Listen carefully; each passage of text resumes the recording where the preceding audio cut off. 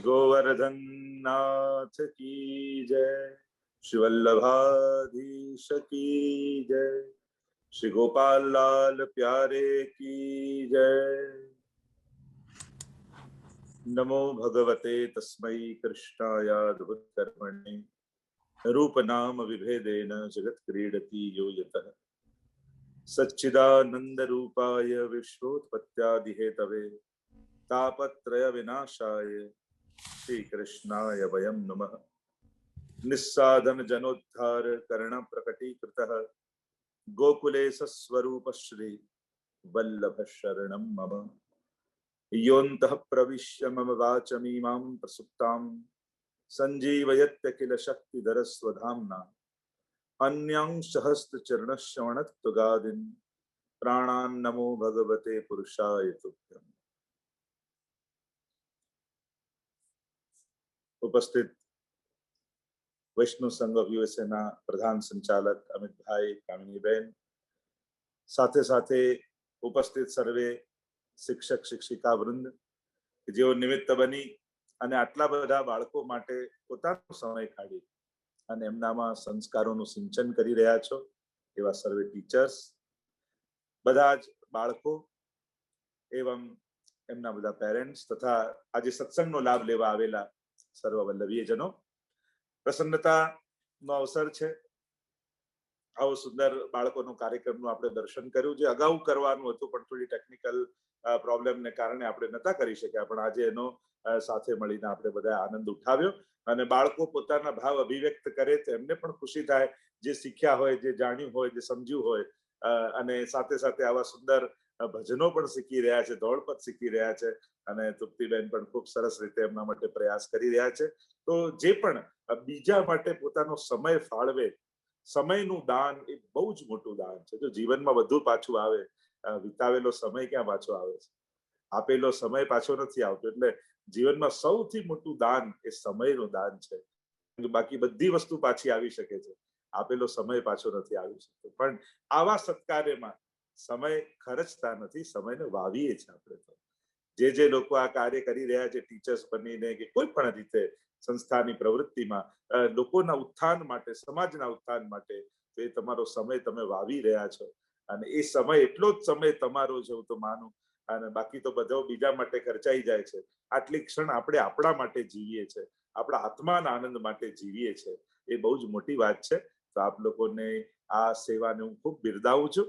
આજના અમારા મનોથી નીતાબેન અને સ્મિતાબેન, એમને પણ નિમિત્ત થઈ આજના સત્સંગના એ મનોરથી થયા અને એની પણ શુભકામના પાઠવું છું. આજનો આપણો વિષય જે આપણે ચર્ચા કરવાના છીએ, એમ તો ખરેખર આખી ભાગવત સપ્તાહ થાય એની એવો વિષય છે કે 24 અવતાર સાથે શ્રી મહાપ્રભુજીના સ્વરૂપની સામ્યતા. ખરેખર શ્રી હરિરાય મહાપ્રભુજીનો ગ્રંથ છે સકલ અવતાર સામ્ય નિરૂપણ ગ્રંથ. શ્રી મહાપ્રભુજી સાક્ષાત વસ્તુતઃ કૃષ્ણ એવ છે, સાક્ષાત પ્રભુ છે. તો જો ભાગવતજીમાં પ્રભુના 24 અવતારોની કથા હોય અને પ્રભુ વસ્તુતઃ કૃષ્ણ એવા શ્રી મહાપ્રભુજી પોતે કૃષ્ણ છે, તો પછી આ 24 અવતારો પણ આપણામાં વિદ્યમાન હોય, એ સમસ્ત લક્ષણોથી આપ પણ સુશોભિત હો. અને એટલા માટે શ્રી હરિરાય મહાપ્રભુજી કૃપા કરી શ્રી વલ્લભના સ્વરૂપને સમજાવતા આ 24 અવતારમાં શ્રી મહાપ્રભુજી, આ 24 મહાપ્રભુજીની ભીતર આ 24 અવતાર કઈ રીતે પ્રગટ વિદ્યમાન છે એનો આપણને અનુભવ કરાવ્યો, એનો આભાસ આપણને કરાવ્યો, એનું જ્ઞાન કરાવ્યું. તો એને આધાર લઈ એક હરિરાય મહાપ્રભુજીના એક ગ્રંથને અને આપણે થોડું દર્શન કરીશું. સૌથી પહેલા અવતાર શબ્દને સમજો તો અવતારવાદ એક હિન્દુ ધર્મનો વિશિષ્ટ શબ્દ છે અને ભગવદ્ ગીતાજીમાં બહુ વ્યવસ્થિત રીતે એને પ્રતિપાદિત કર્યો છે. ગીતાજીમાં બે સિદ્ધાંત પ્રતિપાદિત કર્યા વિશેષ રૂપે હિન્દુ ધર્મના. એક છે અવતારવાદ અને બીજો છે પુનર્જન્મવાદ. જીવનો પુનર્જન્મ થાય, કર્મોને આધીન થઈ અને જીવ પુનર્જન્મ ધારણ કરે છે. કારણ કે હિન્દુ ધર્મનો જ કોન્સેપ્ટ છે, બીજા ધર્મોમાં નથી. અને એટલા માટે ત્યાં લોકોને દાટવામાં આવે છે કે એમનું જયારે જજમેન્ટ ડે આવશે ત્યારે એનો ચુકાદો યા ફેસલો થશે. આપણે ત્યાં તો કર્મના હિસાબે એનો જન્મ થાય છે. અને એમ જ ભગવાન પણ લીલા કરવા ભક્તો માટે 3 કારણથી અવતાર, જે આગળ આપણે ચર્ચા કરીશું, ભગવાન સંભવામી યુગે યુગે, જે ગીતાજીનો ઉદ્ઘોષ પરમાત્માએ કર્યો, પરિત્રાણાય સાધુનામ વિનાશાય ચ દુષ્કૃતામ ધર્મ સંસ્થાપનાર્થાય સંભવામી યુગે યુગે. ત્રણ કારણથી પ્રભુ આવે: પરિત્રાણાય સાધુનામ, સાધુ પુરુષોની રક્ષા માટે, દુષ્ટોનો સંહાર માટે અને ધર્મની રક્ષા માટે ભગવાન વારે ઘડી અનેક અવતારો ધારણ કર્યા. ગીતાજીમાં તો ભગવાન અર્જુનને કહે કે તારાને મારા અનેક જન્મો થઈ ગયા છે, હું બધું જ જાણું છું, તને કઈ યાદ નથી. આપણા અનંત જન્મો છે. એટલે બંનેમાં ફરક એ, જે કૃપાવશ આવે એ પરમાત્મા, એ અવતાર, અને જે કર્મવશ થઈને જન્મ લે એ જીવ, એ પુનર્જન્મવાદ. તો આમ અવતાર શબ્દ, અવતૃ ધાતુ પરથી અવતાર શબ્દ, ઉપરથી નીચે આવવું, એને કહેવાય અવતાર. ભગવાન અનેકવિધ પ્રકારના અવતારોને ધારણ કરે છે. અને અવતરણમ અવતાર મહાપ્રભુજી પણ આજ્ઞા કરે છે કે અવતરિત થવું એ જ અવતાર છે. ક્યાંથી? કે વૈકુંઠ આદિથી ભગવાન આ પ્રપંચમાં પધારે, આ સંસારમાં, જગતમાં પધારે, એ અવતાર છે. અનેકવિધ પ્રકારના અવતારોની ચર્ચા છે. એમ તો ચર્ચા કરવા જઈએ તો ઘણા બધા અવતારોની ચર્ચા થાય, પણ આપણે પ્રધાન ભાગવતજીમાં જે 24 અવતાર, એટલે ભાગવતજીના પ્રથમ સ્કંદના 3ય અધ્યાયમાં જે ભગવાનના 24 અવતારની વાત છે, એ અવતારની સામ્યતા આપણે પ્રભુ સાથે, મહાપ્રભુજી સાથે આપણે કરીશું. એમ પ્રાય એને બે વર્ગીકરણ કરો, એ 24 અવતારને તો બે રૂપે અવતાર, કારણ કે પ્રભુ અનંત શક્તિઓ ધારણ કરવા વાળા છે. એમાંથી બે શક્તિઓમાંથી ભગવાન અવતાર લે છે, એક ક્રિયા શક્તિ અને બીજી જ્ઞાન શક્તિ.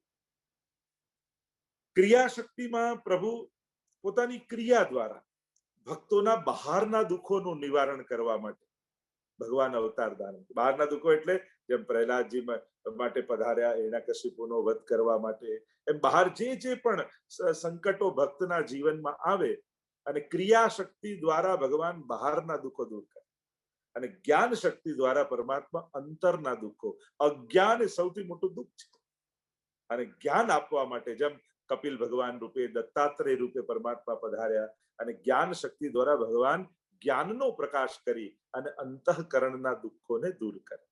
તો મહાપ્રભુજી પણ સમજાવે છે કે બે પ્રકારથી પ્રભુ અવતાર લે, એક ક્રિયા શક્તિ અને બીજી જ્ઞાન શક્તિ વાળા. અવતારમાં 24 અવતારમાં જો ચર્ચા કરીએ તો એમાં પણ બે વર્ગીકરણ કરી શકાય. એક તો પહેલા બે અવતાર જે સૃષ્ટિ સર્જન પહેલાના, અને બાકીના 22 અવતાર એ સૃષ્ટિના સર્જન પછી. અને એટલા માટે અવતારમાં પણ ઘણીવાર ચર્ચાઓ વિદ્વાનોમાં થાય, 22 ગણવા કે 24 ગણવા. પણ આપણે ત્યાં ભાગવતજીમાં 24 અવતારોનું વિધાન છે. ઘણીવાર ઉગ્રો ગણાવતો છું, પરમાત્મા, આપણે ગુજરાતીમાં આપણે ગણીએ પરમાત્મા, એવું ગુજરાતીમાં તમે લખો તો પ એટલે પાંચડો લાગે, ર એટલે બગડો લાગે, 5 અને 2 7, પરમા 4.5 લખો ગુજરાતીમાં તો માં જેવું લાગે, તો 7 અને 4.5 11.5. પરમાત અડધો ત લખો તો 8 આઠડા જેવું લાગે ને ગુજરાતીમાં, અડધો ત લગીએ તો 11.5 ને 8 19.5, અને પાછું માં, પરમાત્મા, પાછું 4.4 ઉમેરો તો થાય 24 અવતાર. પરમાત્માના 24 અવતાર એના નામમાં જ છુપાયેલા છે. તો આમ પરમાત્મા 24 અવતાર લઈને પધારે, પણ બે અવતારો સૃષ્ટિ સર્જન પહેલાના છે, કે જ્યારે સૃષ્ટિનું સર્જન નહોતું થયું, અને 22 અવતારો સૃષ્ટિ સર્જન પછીના છે. તો એ બંનેની ચર્ચા, કારણ કે ખૂબ વિસ્તાર 24ની મારે ચર્ચા કરવાની છે, એટલે બહુ ટૂંકાણમાં હું મહાપ્રભુજીની સમાન, કારણ કે શ્રી મહાપ્રભુજી પોતે સાક્ષાત વસ્તુતઃ કૃષ્ણ એવ આનંદ પરમાનંદ શ્રી કૃષ્ણ સર્વોત્તમ સ્તોત્રમાં, યા વલ્લભાષ્ટકમાં, યા સપ્તશ્લોકીમાં, બધામાં શ્રી ગુસાઈજીએ પ્રમાણિત કર્યું છે કે કૃષ્ણ પરમાત્મા અને શ્રી વલ્લભમાં કોઈ ભેદ નથી. અને આપણે ત્યાં તો હરિરાયજીએ કહ્યું કે જેને ભેદ દેખાય એને આ સુધી જાણવું. આ તો અભેદત્વ છે. આપણી પુષ્ટિ ભક્તિની શિરમોરતા ક્યાં છે? કે માનવતામાંથી વૈષ્ણવતા, અને વૈષ્ણવતામાંથી વલ્લભીયતા તરફ જઈએ, વલ્લભીય બનીએ, ત્યારે આપણી વૈષ્ણવતાની સર્વોચ્ચ અવસ્થા આપણે પ્રાપ્ત કરતા હોઈએ છીએ. અને એ તો ભગવત શ્રી મહાપ્રભુજી કૃપા કરે, જબ પોતાનો શ્રી ગિરધર જબ અપનો કરી જાણે, આ તો શ્રી વલ્લભ પોતાના કરીને જાણે, ત્યારે વલ્લભીયતા ચિત્તમાં પ્રવૃત્ત થતી હોય, જાગૃત થતી હોય છે. તો આપણે જો પહેલા બે અવતાર 24 અવતાર પર સીધો આવું, કારણ કે સમયને આપણે અનુકૂળ થઈને પૂરું કરવું છે, નહીં તો પાછું બે પાર્ટમાં કરવું પડશે, પછી ગેપ બહુ મોટો આવી જશે, એટલે એક સાથે જ આપણે એને પૂરું કરીશું. પ્રથમ અવતાર જો આપણે આધાર લઈએ છીએ જે હરિરાયજી આધાર લીધો છે, કારણ કે એમાં પણ અન્ય પુરાણ 10 અવતારની પણ વાત છે અને અન્ય અવતારોની પણ વાત છે, પણ પ્રથમ સ્કંદમાં જે 24 અવતારોની ગણના કરી છે તૃતીય અધ્યાયમાં, એ પ્રમાણે જ શ્રી હરિરાય મહાપ્રભુએ સમજાવ્યું છે પહેલો અવતાર ભગવાનનો, જે સૃષ્ટિ સર્જન પહેલાનો, અને એ છે પુરુષ રૂપ અવતાર, એટલે કે આદિ નારાયણનો અવતાર. આદિનારાયણ રૂપે પ્રભુ છે. સકલ લોક સકલ સૃષ્ટિ પરમાત્માની ભીતર બિરાજમાન છે, અને શુદ્ધ અને અપ્રાકૃત દેહ ધારણ કરેલા પરમાત્મા, અને એ પોતે જ સર્વ અવતારોના મૂળ આદિ છે. એ આદિ પુરુષ પરમાત્મા આદિનારાયણ, અને એ આદિનારાયણ માંથી સકલ સૃષ્ટિનું સર્જન થાય છે. અપ્રાકૃત દેહ વાળા છે, અને એટલા માટે અહીંયા હરિરાયજી સમાનતા મહાપ્રભુજીની કરે છે કે પ્રાકૃત ધર્માનાશ્રયમ અપ્રાકૃત નિખિલ ધર્મ રૂપમતી નિગમ પ્રતિપાદ્યમ યત્ત શુદ્ધમ સાકૃતિ સ્તવમ. સાકાર પરમાત્મા છે. પરમાત્મા જેમ આપણે નારાયણ જે સૂતા છે આદિ નારાયણ, અને એમાંથી જે આખું સર્જન થાય છે, સમગ્ર લોકો આપની ભીતર બિરાજમાન છે.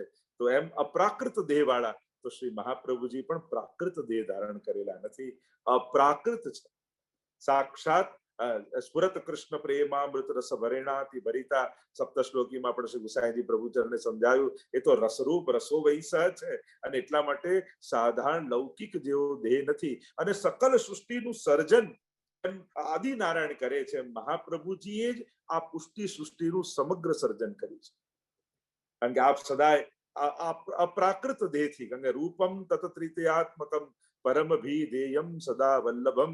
ત્રિતયાત્મક એટલે કે ઠાકોરજીના હૃદયમાંથી સ્ત્રી ભાવ, સ્વામી પૂમ ભાવ, સાક્ષી ભાવ, અને એ રીતે શ્રી મહાપ્રભુજીનું પ્રાગટ્ય ત્યાં થયું છે. અને સકલ અવતારો જેમ આદિનારાયણમાંથી પ્રગટ થાય છે, એમ જ આ સમગ્ર લીલા સૃષ્ટિ શ્રી મહાપ્રભુજી પ્રગટ કરે છે. આ જે કંઈ પણ સૃષ્ટિ આપણે એટલે કે 84 વૈષ્ણવ તો કે મહાપ્રભુજીના અંગરૂપ છે. અંગરૂપ એટલે શ્રી મહાપ્રભુજીમાંથી પ્રગટ થયા છે. અને એ રીતે આદિનારાયણ જેમ અપ્રાકૃત છે, અહીંયા હરિરાયજી સમાનતા સમજાવતા કહે છે આદિનારાયણ જેમ આનંદ રૂપ છે, એમ મહાપ્રભુજી પણ પહેલું નામ આનંદ માત્ર કરપાદ મુખોદરાદિ વેદે જે બ્રહ્મનું વ્યાખ્યા કરી કે આનંદ માત્ર કરપાદ મુખ ઉદર આદિ એટલે કે સર્વાંગ આનંદ રૂપ છે. તો શ્રી મહાપ્રભુજી પણ આનંદાય નમઃ પહેલું નામ સર્વોત્તમ સ્તોત્રમાં આપીને કહ્યું શ્રી વલ્લભ તો આનંદને અલાવા બીજું કાંઈ છે જ નહીં, કેવલ આનંદની સાકાર મૂર્તિ શ્રી મહાપ્રભુજી છે. અને એટલા માટે આદિનારાયણ જોડે આ રીતે સમાનતા કરી. બીજો અવતાર એ બ્રહ્માજી, ભગવાનનો બીજો અવતાર બ્રહ્માજી માનવામાં આવે. આ બધા જાણો છો એમ શ્રી ઠાકોરજીના નાભી કમળમાંથી બ્રહ્માજી પ્રગટ થયા, અને આજ્ઞા કરી છે પરમાત્માએ કે સૃષ્ટિની રચના કરો, અને ત્યારે બ્રહ્માજીએ સૃષ્ટિનું સર્જન કર્યું. તો બીજા અવતાર રૂપે બ્રહ્માજીને માનવામાં આવ્યા. જ્યારે હજી સૃષ્ટિનું સર્જન નથી થયું ત્યારે આ દ્વિતીય અવતાર છે શ્રી મહાપ્રભુજી. પણ એમની સાથે સમાનતા કરતા અહીંયા શ્રી હરિરાય મહાપ્રભુજી સમજાવે છે કે તૃતીયાત્મક સાક્ષી સ્વરૂપે પ્રભુ પ્રગટ થયા શ્રી મહાપ્રભુજી ઠાકોરજીના હૃદય કમલમાંથી. જેમ નાભી કમલમાંથી બ્રહ્માજી છે, તો શ્રી વલ્લભનું પ્રાગટ્ય ઠાકોરજીના હૃદય કમલમાંથી છે. સૌંદર્યમ નિજ હૃદગતમ પ્રકટિતમ શ્રી ગૂઢ ભાવાત્મકમ.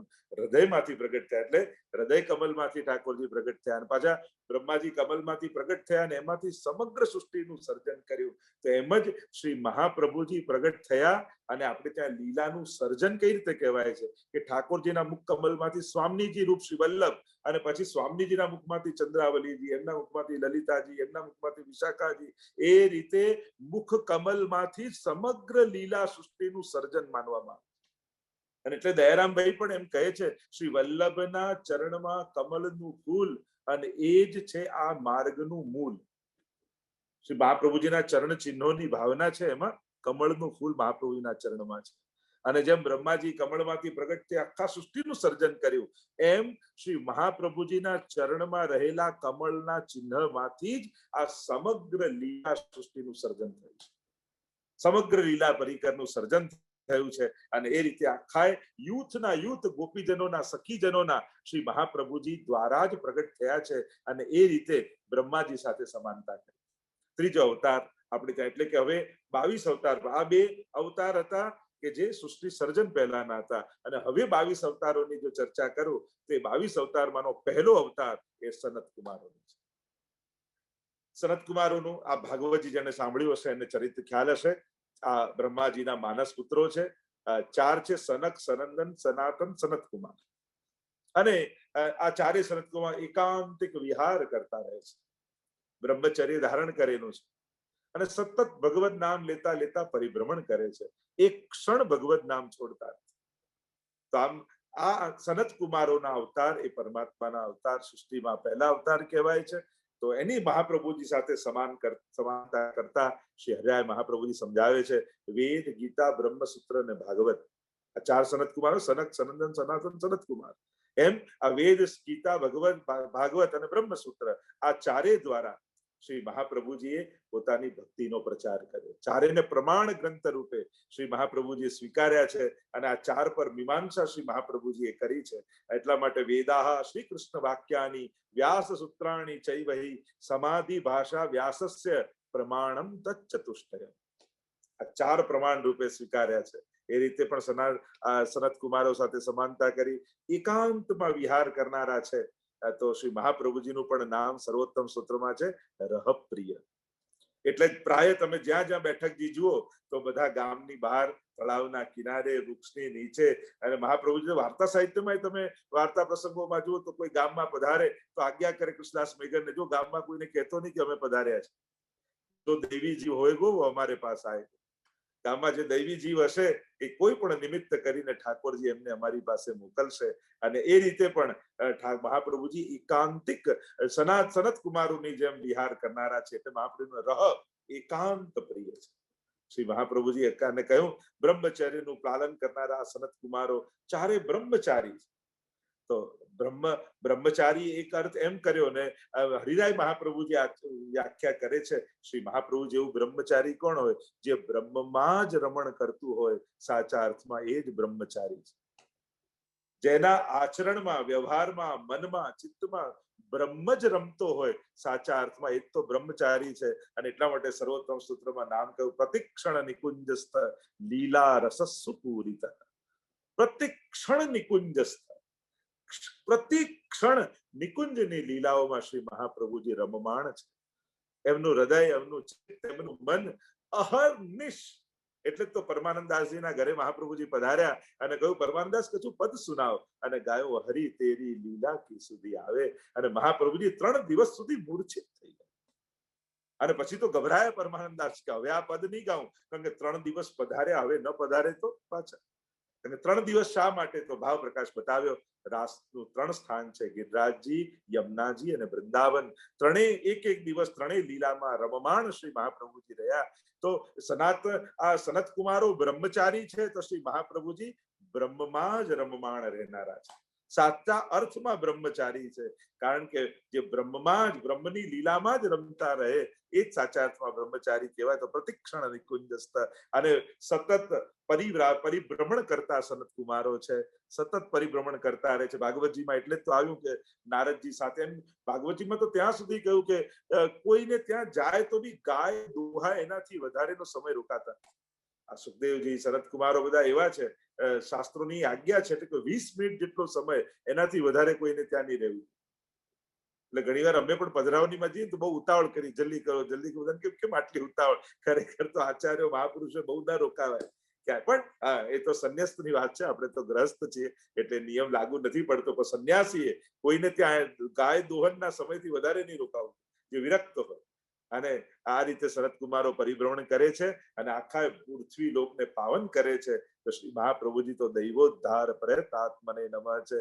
સદાય દૈવી જીવના ઉદ્ધાર માટે અંગ ભંગ કલિંગ કૈકટ મગધ માર સુર સિંધ તે તામસના અગર્યા પ્રતાપ પદરજ ગંધ. આપ ખુલ્લા ચરણારવિંદથી ભારતની પરિભ્રમણ કરતા કરતા અનેક જીવ પર કૃપા કરવા દેશાંતર પ્રવેશ, અને કોમલ પદ જ્યાં કમલ વિલસે ધન્ય કહું તે દેશ. આપ તો ક્યાં ક્યાં પધાર્યા છે. તે તામસના અગર્યા પ્રતાપ પદરજ ગંધ.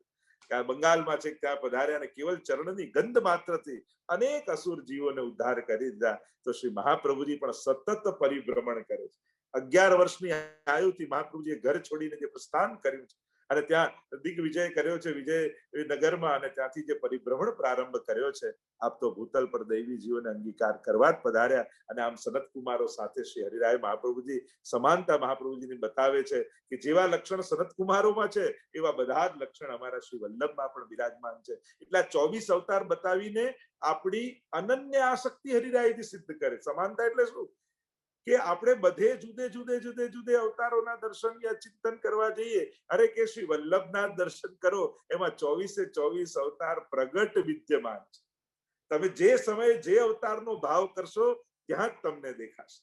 એટલે યાહી મેં યમુના, યાહી મેં ગોકુલ, યાહી મેં બ્રજ મંડલો, સબન તે શ્રી વલ્લભ નામ ભલો. 24 અવતાર છે. સમગ્ર બ્રજ મંડળ, યમુનાજી, ગિરિરાજજી, બ્રજ, ભાગવત બધું શ્રી વલ્લભ. ભાગવત પ્રતિપદ મણિવર ભાવાંશુ ભૂષિતા મૂર્તિ શ્રી વલ્લભાભિદાન સ્તનોતુ નિજ દાસસ્ય સૌભાગ્ય.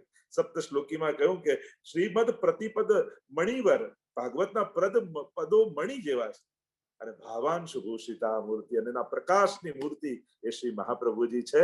તો બધા આ 24 અવતાર બતાવીને શ્રી મહાપ્રભુજી હરિરાય મહાપ્રભુજી આપણી અનન્યતા સિદ્ધ કરે છે. જો જયારે મહાત્મ્ય જ્ઞાન કોઈનું કરવાનું હોય ને, બે વસ્તુ છે. એક બધામાં ભગવાન જોવા, અને એક છે ભગવાનમાં બધું જોઈ લો.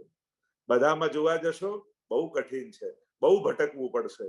પણ યોમામ પશ્યતિ સર્વત્ર સર્વમ ચ મયી પશ્યતિ તસ્યાહમ ન પ્રણશ્યામી સચમે ન પ્રણશ્યતિ. ભગવદ ગીતાજીમાં કહ્યું કે જે બધામાં મને જુએ છે અને મારામાં જ બધું જોઈ લે છે, એનો ક્યારે નાશ થતો નથી.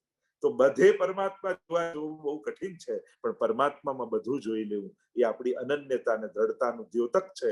અને એટલા માટે વૈષ્ણવે વલ્લભના ચરણોમાં અનુરાગ કરવા માટે આ 24 અવતાર શ્રી હરિરાય મહાપ્રભુજી સમજાવીને આપણી અનન્યતા સિદ્ધ કરે. આપણે થાય કે આ ગ્રંથ કેમ લખવાની શું જરૂર, બધા અવતારોમાં મહાપ્રભુજીની સમાનતા કરવાની શું જરૂર? જરૂર એ જ છે કે દરેક જુદો અધિકારી, જુદી આસક્તિ, ક્યાંક કોઈનું મહાત્મ્ય સાંભળીને એનું ચિત્ત ત્યાં ભટકે તો શ્રી હરિરાયમાં એવું સમજાય કે આ બધું મહાત્મ્ય એક જ સ્થાનમાં તારે પામવું છે. તો જેમ કે હાથીના પગમાં બધાનો પગ આવી, એમ શ્રી વલ્લભના સ્વરૂપમાં બધા જ અવતારો વિદ્યમાન છે. જીવે ક્યાંય ભટકવાની પ્રીત બંધી શ્રી વલ્લભ પદ સો ઓર ન મન में આવે હો પઢ પુરાણ ખટ દર્શન નીકે જો યહ કછું. એટલે કહ્યું કે આ પુરાણો વાંચો. આ હું નથી કેતો, પુરાણોમાં છે. આ જ બધા લક્ષણો વલ્લભમાં વિદ્યમાન છે. એટલે એને ચરણને પકડીશ તો બધે તારી પ્રાપ્તિ, બધાની પ્રાપ્તિ સહજ છે. અને એટલા માટે પ્રથમ અવતાર રૂપે સનત કુમારો સાથે સમાનતા કરી. બીજા અવતાર એ વરહા ભગવાન છે. આ બધા જાણો છો, એમ જેમ હિરણ્યાક્ષ લઈ ગયો પૃથ્વીને અને પોતાની દાઢમાં ફસાવીને પૃથ્વીનો ઉદ્ધાર કર્યો છે વરહા ભગવાને. પોતે યજ્ઞાત્મક છે એમ શાસ્ત્રોમાં શ્રી મહાપ્રભુજી પણ બતાવ્યું કે આ યજ્ઞ રૂપ છે વરહા ભગવાન. અને બ્રાહ્મણોને દેવોને જે દુઃખ આપનારા છે એવા હિરણ્યાક્ષનો વધ કર્યો છે. અહીંયા મહાપ્રભુજીની સમાનતા બતાવતા કહ્યું કે એક તો યજ્ઞાત્મક આ વરહા સ્વરૂપ છે, એટલે મહાપ્રભુજીનું નામ યજ્ઞ કરતા, યજ્ઞ ભોગતા છે. સ્વયં મહાપ્રભુજી પણ યજ્ઞમાંથી સોમ યજ્ઞ, સોમ યજ્ઞ થયા. મૂળ પુરુષ નારાયણ યજ્ઞ, શ્રુતિ અવતાર ભય સર્વજ્ઞ, શાખા તૈત્રીય ગોત્ર ભારદ્વાજ, તૈલંગ કુલ ઉદ્દીત દ્વિજરાજ. અને ત્યારે સોમ યજ્ઞ કિયો દવે, અને જયારે સોમ યજ્ઞ કરી રહ્યા યજ્ઞ નારાયણ ભટ્ટ, અને ત્યારે મદન મોહનલાલજી પ્રગટ થયા અને કહ્યું કે સોમ યજ્ઞ પૂર્ણ થશે ત્યારે તમારા ઘરમાં હું આવીશ. અને એટલે કે યજ્ઞ પુરુષ હરિના શ્રુતિ ગુણ ગાય. લક્ષ્મણ સુત શ્રી વલ્લભરાય, વલ્લભાખ્યાનમાં પણ કહ્યું ને, યજ્ઞ પુરુષ હરિના શ્રુતિ ગુણ ગાય. આ તો યજ્ઞ પુરુષ છે. અને એટલા માટે યજ્ઞાત્મક વરહા ભગવાન છે. તો શ્રી મહાપ્રભુજી પણ યજ્ઞમાંથી પ્રગટ થયા છે, યજ્ઞ દ્વારા પ્રગટ થયા છે. અને એટલા માટે એ રીતે પણ વરહા ભગવાન સાથે સમાનતા. બીજું કહ્યું કે પૃથ્વીનો ઉદ્ધાર કરવા માટે અવતાર થયો છે. કારણ કે એ જયારે રસાતલમાં લઈ ગયો અને ત્યારે પૃથ્વીનો ઉદ્ધાર પોતાની દાઢમાં ફસાવીને ત્યાં પધરાવી પૃથ્વીને, તો આમ મહાપ્રભુજીનું પણ એક નામ છે ભૂમિ ભાગ્યમ. મહાપ્રભુજી ભાગ્યન વલ્લભ ભૂતલાય. આપણે કીર્તનમાં કહીએ ભાગ્યન વલ્લભ ભૂતલ આય. શ્રી મહાપ્રભુજી ભાગ્યથી બળે. કેટલા મહદ ભાગ્ય, આ દૈવી જીવોના ભાગ્યનો ઉદય થયો અને ત્યારે શ્રી મહાપ્રભુજી રૂપ શ્રી કૃષ્ણનો આવો સુંદર અવતાર થયો, આવું સુંદર સ્વરૂપે શ્રી કૃષ્ણ પધાર્યા. અને એટલા માટે શ્રી મહાપ્રભુજીએ પણ માયાવાદનું ખંડન કરી ખુલ્લા ચરણારવિંદથી સમગ્ર પૃથ્વી પરિક્રમા 3 વાર કરી અને આ પૃથ્વીનો ઉદ્ધાર કર્યો છે. એટલે જ કહ્યું કે કોમલ પદ જ્યાં કમલ વિલસે ધન્ય કહું તે દેશ. એ ભૂમિ ધન્ય થઈ ગઈ, અનાથ હતી તો સનાથ થઈ ગઈ. કારણ કે કોઈ નાથ નહોતું બચાવનારું. પ્રભુના અવતારમાં માનું દુઃખ, ગાયનું દુઃખ અને પૃથ્વીનું દુઃખ, આ 3 દુઃખ મૂળમાં છે ભગવદ અવતાર થવા માટે. એમ દસમ સ્કંદમાં સુબોધનીજીમાં મહાપ્રભુજી સમજાવે છે. તો આ 3 દુઃખોને દૂર કરે છે. એની પણ આગળ ચર્ચા આવશે. તો પૃથ્વીનું દુઃખ શું હતું કે અહીંયા જ્યારે અજ્ઞાન વ્યાપ્યો હતું, પ્રભુની શુદ્ધ વિશુદ્ધ નિર્ગુણ ભક્તિનું જ્ઞાન લોકોને નહોતું અને પાપમાં જ્યારે રત થયા હતા અને પાપને કારણે, અજ્ઞાનતાને કારણે ભૂમિને ભાર લાગતો હતો. પણ જ્યારે સ્વયં શ્રી વલ્લભ પધાર્યા એટલે નામ આપ્યું ભૂમિ ભાગ્યમ અને પૃથ્વીનો ઉદ્ધાર કર્યો છે. અને આ રીતે પૃથ્વી ઉપર કૃપા શ્રી મહાપ્રભુજી કરી. એ રીતે વરાહ ભગવાન સાથે સમાનતા બતાવી. ત્રીજો અવતાર એ શ્રી નારદજી છે. આપ જાણો છો એમ ભક્તિ સૂત્રો નારદજીએ લખ્યા છે. નારદ પંચરાત્ર આપે પ્રગટ કર્યું નારદજી. અને હરિસંકીર્તન કરતા, કીર્તન ગાતા ગાતા અને બધા જ લોકોમાં એમની ગતિ છે નારદજીની. અને એ રીતે ભક્તિનો પ્રચાર નારદજી, કારણ કે ભક્તિના આચાર્ય નારદજીને માનવામાં આવે છે. તો મહાપ્રભુજી સાથે જો સમાનતા કરીએ તો એક તો ભક્તિનો પ્રચાર એટલે મહાપ્રભુજીનું નામ છે ભુવિ ભક્તિ પ્રચારૈક કૃતે સ્વાન્વય કૃતિતા. ભૂતલ પર ભક્તિનો પ્રચાર કરવા માટે મહાપ્રભુજી પધાર્યા છે.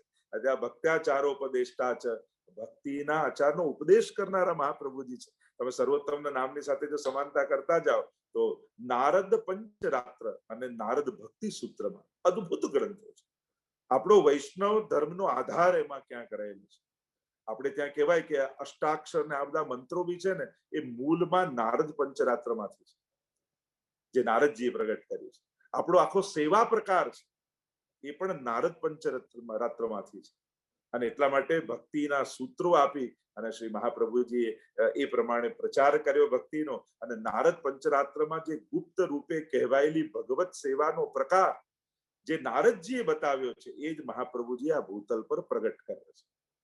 એટલે કે નારદ પંચરાત્રમાં રહેલું આપણો જે ઠાકોરજીની સેવાનો પ્રકાર, આપણો આખો પ્રકાર એ નારદ પંચરાત્ર પ્રમાણે થાય છે.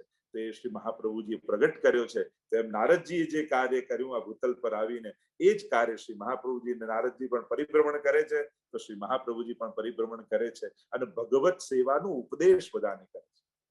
નારદજીએ જે પંચરાત્રમાં કર્માપ્યેકમ તસ્ય દેવસ્ય સેવા, એમ મહાપ્રભુજી આજ્ઞા કે એકમ શાસ્ત્ર દેવકી પુત્ર ગીતમ એકમ દેવો દેવકી પુત્ર એવ મંત્રોપેકસ્તસ્ય નામાની યાની કર્માપ્યેકમ તસ્ય દેવસ્ય સેવા. એક જ કર્મ છે અને જે ભગવત સેવા, જે નારદ પંચરાત્રના સાર રૂપ છે.